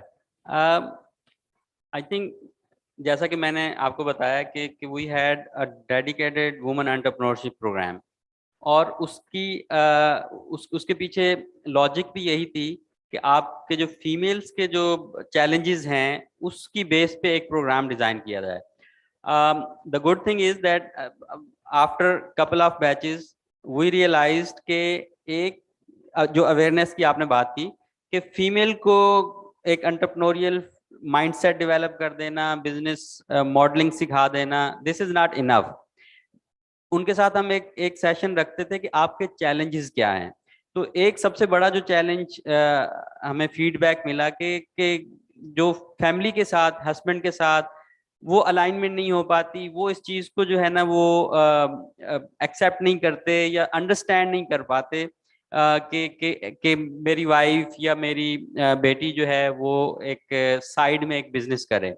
तो फिर हमने एक फादर्स का सेशन उसी में इंक्लूड किया. अगर हमारा एक 3 to 4 months का एक मदर एंटरप्रेन्योरशिप कैंप भी होता है, वुमेन एंटरप्रेन्योरशिप प्रोग्राम भी, तो एक डेडिकेटेड सेशन होता है जिसमें हम कहते हैं कि अगर आप मैरिड हैं तो अपने हस्बैंड को बुलाएं और अगर अनमैरिड हैं तो अपने वालिद को बुलाएं. उनके साथ फिर वो एक्सक्लूसिव हमारे जो ट्रेनर्स होते हैं, फैकल्टी मेंबर्स होते हैं, उनका एक्सक्लूसिव जो है उन मेल्स के साथ सेशन होता है जिसमें हम बताते हैं कि देखें अगर आप उनको अंडरस्टैंड करेंगे, आप उनको फैसिलिटेट करेंगे तो ये आगे चलकर फ्यूचर में आप सबके लिए विन विन सिचुएशन है. तो और ये चैलेंजेस होते हैं, मतलब थोड़ा सा रोड मैप देते हैं, थोड़ा सा फ्रेमवर्क देते हैं और उससे जो है ना बहुत अच्छे आउटकम्स आए हैं, बहुत अच्छे रिजल्ट्स इसमें. मिसबा साहिबा बैठी हुई हैं हमारी जो वुमेन एंटरप्रेन्योरशिप की कोऑर्डिनेटर हैं, तो मजीद आप इनसे डिटेल में पूछेंगी तो इस टॉपिक पे ये एक्सपर्ट हैं, तो ये बहुत ज्यादा बात कर सकती हैं. Okay. With the Islamic Chamber, we start and some member with us within the organization itself in general. They start to have mapping these challenges and barriers in some locations. We are working on this series of workshops or seminars is one of our objective regard that. That's why we are trying to match and make the combinations between the private sector, the public sectors, and us in order to highlight what the private sector is in need and what they face. Plus the entrepreneurs who already has been done a great job in their work, what their challenges and how they come over that. Plus the entrepreneurs who fail and why they fell out, like the swivel, what they are speaking about, why they pull out, for example, from Pakistan. This is one of the objectives in our works with this series of workshops in order to map these challenges, to map this, let's say, kind of SWOT analysis to be in front of everybody. And this is also on the other hand, why we are working with the private sectors, with the companies, part of them is with us here today, to speak with the CEOs, to speak with them, what's their challenges also within the work and what they are looking for and what's their barriers at a certain point, because sometimes they don't have the time to, let's say, to challenge or to take the opportunity or to take the advantage to do something and add it to their works. That's why they look for future entrepreneurs like you. And that's why in certain events like this, they have headhunting people. They look for such entrepreneurs there to see what's idea they have it, so they can collaborate with them. In another way, we have the academic with us, the academic sector with us, especially the university, because at the end, the university are working to produce or to generate people for the market needs. And this is also where the pillars will be add value to us within this mapping, to be able to put it in an academic way, in a practical way, plus like the IBA, they do it in the CED programs. They develop or they customize this for small programs for the entrepreneurs people because the market is in need for such thing. But those entrepreneurs who will be in the market, they need to know how they will analyze the market before they enter it and how they will set their mind to go inside this market. Our role, for example, in the Islamic Chamber is to put all this together in the same platforms in order to avoid going or what we call reinventing the wheel again at a certain point. Yes, there is a need to map the challenges, there's a need to map the barriers at the certain points, but also there is a lot of opportunities and a lot of weaknesses strengths has been done. It needs also to be highlighted, and in some places this is the story behind the works what have been closed for among of people in such situation. Islamic Chamber again in our work and in our one of our objectives now is to highlight this, and that's why we are looking for the partnership or let's say the collaboration with different sectors in order to have a fruitful map system able to support all you in highlighting and looking for what you are looking for objectives in a proper way, in a smart way also, so it will help you to develop your plan, your business and your projects at the end of the day. Thank you. So we'll take one last question. Assalamu alaikum. This is Habiba Fatma from University of Karachi. मेरा सवाल ये है कि e-commerce businesses में trust development जो है वो एक बहुत बड़ा चैलेंज है, तो बेसिकली आप लोगों ने वो किस तरीके से अचीव किया? Thank you. Could you please repeat your question? E-commerce businesses में ट्रस्ट डेवलपमेंट जो है वो एक बहुत बड़ा चैलेंज है, तो वो ट्रस्ट डेवलपमेंट आप लोगों ने किस तरीके से अचीव किया इस चैलेंज को? अच्छा, ट्रस्ट डेवलपमेंट के लिए हमने जो एक स्ट्रैटेजी हमारी जो हमें हेल्प करती है बहुत ज़्यादा, वो एक तो हमारा ओमनी चैनल मॉडल है कि आप कितना भी बड़ा ऑनलाइन स्टोर क्यों ना बना लें, लेकिन कस्टमर उस ब्रांड को थोड़ा सा ज़्यादा वैल्यू करता है जिसको वो फिजिकली देखता है, उसकी दुकान देखता है, उसका ऑफिस देखता है, उससे एक एलिमेंट आता है। तो हमारे स्टोर्स की वजह से हमें काफ़ी ज़्यादा एक ट्रस्ट फैक्टर बिल्ड करने में हेल्प हुई कि कस्टमर नो कि अगर कोई मसला आता भी तो टेलीमार्ट के किसी स्टोर पर भी जाके रीच आउट कर सकते हैं। दूसरा, आपके लिए कम्युनिकेशंस और अपनी मार्केटिंग को उसके अकॉर्डिंगली अलाइन करना बहुत इंपॉर्टेंट होता है टू मेक श्योर कि कस्टमर्स को पता हो कि पीछे लीडरशिप कौन है, टीम कौन है। आप अपनी कंपनी से रिलेटेड कॉर्पोरेट वीडियोस बनाते हैं तो वो सारी चीजें ट्रांसपेरेंसी के तौर पे कस्टमर्स तक पहुंचती हैं कि अच्छा ये कोई किसी सीक्रेट बंगलो से बैठ के कमरे में ऑपरेट होता हुआ ऑनलाइन स्टोर नहीं है, एक प्रॉपर ऑफिस प्रेमिसेस के साथ, एक टीम के साथ, एक लीडरशिप टीम के साथ प्रॉपर ऑफिशियल तरीके से, प्रोफेशनल तरीके से ऑपरेट कर रहे हैं। तो वो कम्युनिकेशंस और आपकी मार्केटिंग भी बहुत इंपॉर्टेंट रोल प्ले करती है। तीसरी एक इंपॉर्टेंट चीज ये है ट्रस्ट। अगेन हाँ, वो सवाल भी आपका सही है कि कोई भी दुनिया में अगर कस्टमर होता है ना, वो अगर मुतमईन है, चाहे वो अगर आप अपने फैमिली डॉक्टर से मुतमईन है, आप जहां से चश्मे बनवाते हैं वहां से मुतमईन है, तो फिर आप you are not looking for options to switch as long as you are satisfied with the services और products that you use. Similarly, अगर आपकी प्रोडक्ट और सर्विस किसी ने एक बार ट्राई कर ली और वो एक अच्छा एक्सपीरियंस लेकर जाता है, तो वहां पर ट्रस्ट जो है उसका फर्दर स्ट्रेंथन होता है। और एक वर्ड ऑफ माउथ का जो फैक्टर है, जो ग्लोबली रिसर्च कहती है कि आज भी after development of all these magnificent marketing tools and AI and machine learning, आज भी सबसे इफेक्टिव मार्केटिंग टूल जो है ना, वो वर्ड ऑफ माउथ ही है। तो वर्ड ऑफ माउथ बहुत मैटर करता है ट्रस्ट बिल्डिंग के लिए। हमारे केस में ओमनी चैनल प्रेजेंस ने बहुत ज्यादा हेल्प किया ट्रस्ट बिल्डिंग के लिए। और तीसरा, आपकी मार्केटिंग और कम्युनिकेशन जो है, और स्पेशली इसी कम्युनिकेशंस के अंदर ही जो एक और फैक्टर बड़ा इंपॉर्टेंट है, वो है कंप्लेंट रेजोल्यूशन मैकेनिज्म। वो बहुत इंपॉर्टेंट है। तो आफ्टर सेल सर्विस में कस्टमर को कॉन्फिडेंस होना चाहिए, क्योंकि जो ट्रस्ट डेफिसिट है ना, वो सबसे बड़ा रीजन उसका यही है कि अगर प्रोडक्ट गलत मिल गया तो what if things go wrong. तो उस केस में आपने ये भी मेक श्योर करना है कि आपकी चाहे वो हेल्पलाइन हो, ईमेल एड्रेस हो, कंप्लेंट रेजोल्यूशन मैकेनिज्म हो, आफ्टर सेल सर्विस हो, वो क्लियरली हाईलाइटेड हो, डिस्प्लेड हो और कम्युनिकेटेड हो to your customers to then feel secure about buying or using your platform. That's what I think.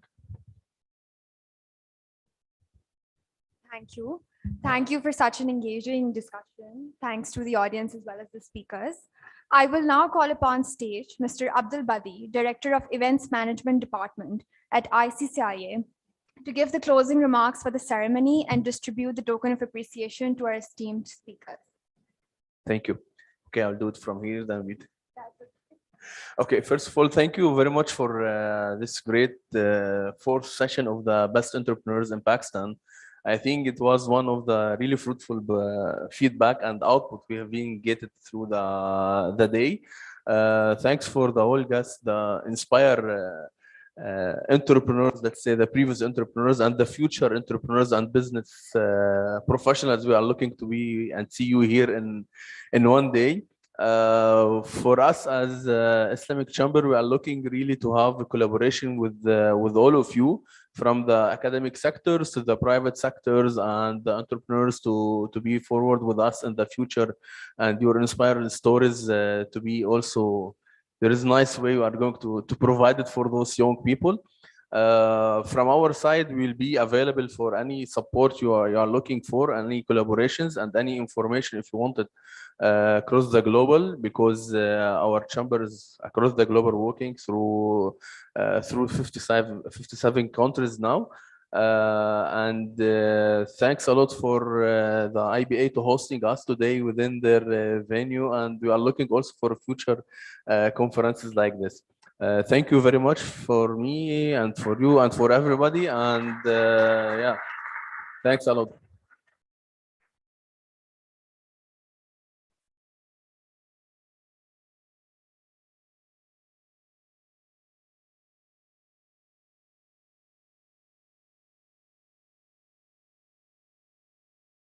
Alhamdulillahi wahda wassalatu wassalamu ala man la nabiyya ba'da. Thank you so much for your patience, and thank you the honorable guests and speakers.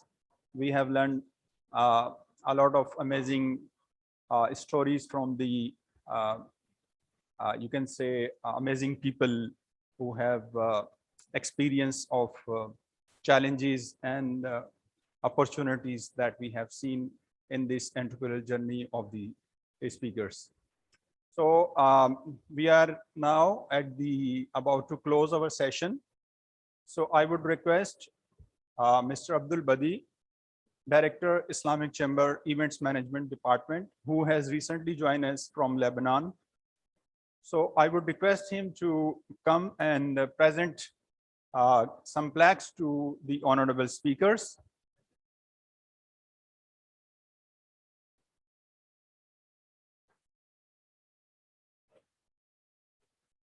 First, I would like to invite Sheikh Sultan Rahman from Federation of Pakistan Chamber.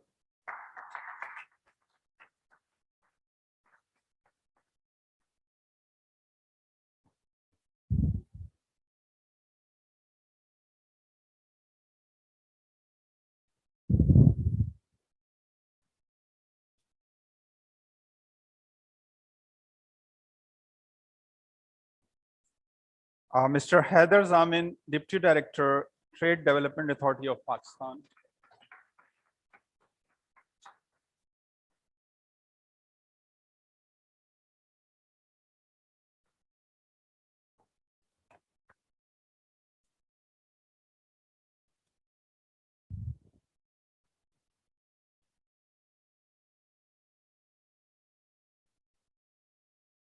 Mr. Azad Ahmed from Center for Entrepreneurial Development of IBA.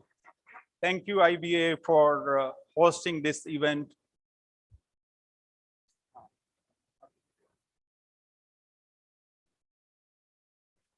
Thank you, Mr. Abdul Badi. Have a seat, please. I would like to request my colleague, Ms. Alia Jafar, Director, International Relations, to present Islamic Chamber gift to the honorable speakers. First, I would like to request Mr. Hamza Abdul Rauf, CEO of and Director of Telemart.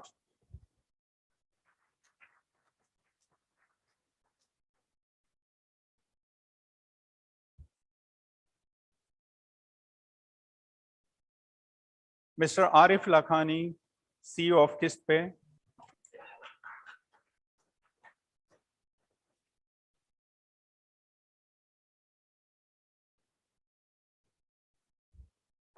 Thank you so much.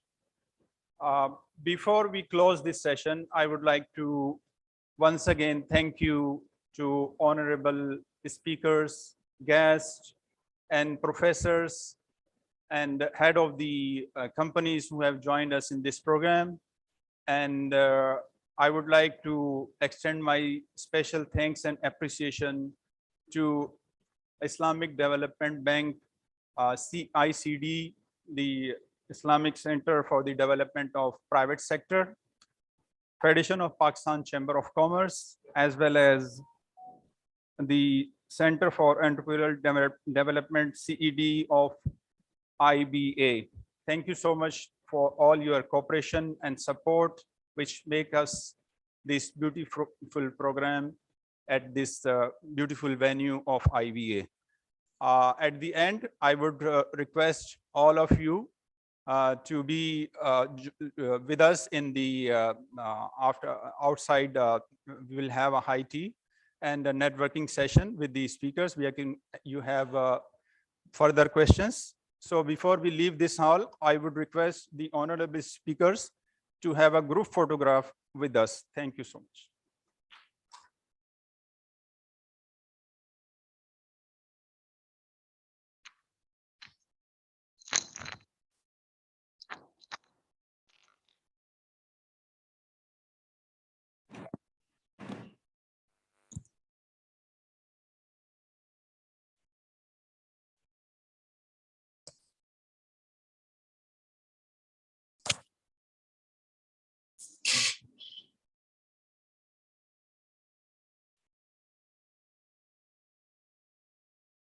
सम्झो था sir हाणे इन में मुंहिंजे हिसाब सां त जॾहिं तव्हांखे माना हाणे इहो तव्हांखे कंदो हूंदो त हिन ख़बर न आहे सर हणंदो आहे छो त घणो करे आम माना इहो मशहूरु हूंदो आहे त OIR खे जेकी इनकम टैक्स जी आहे हुनखे ख़बर न हूंदी आहे उनजो एडवांटेज ख़बर अथव हर को वठण ई कंदो आहे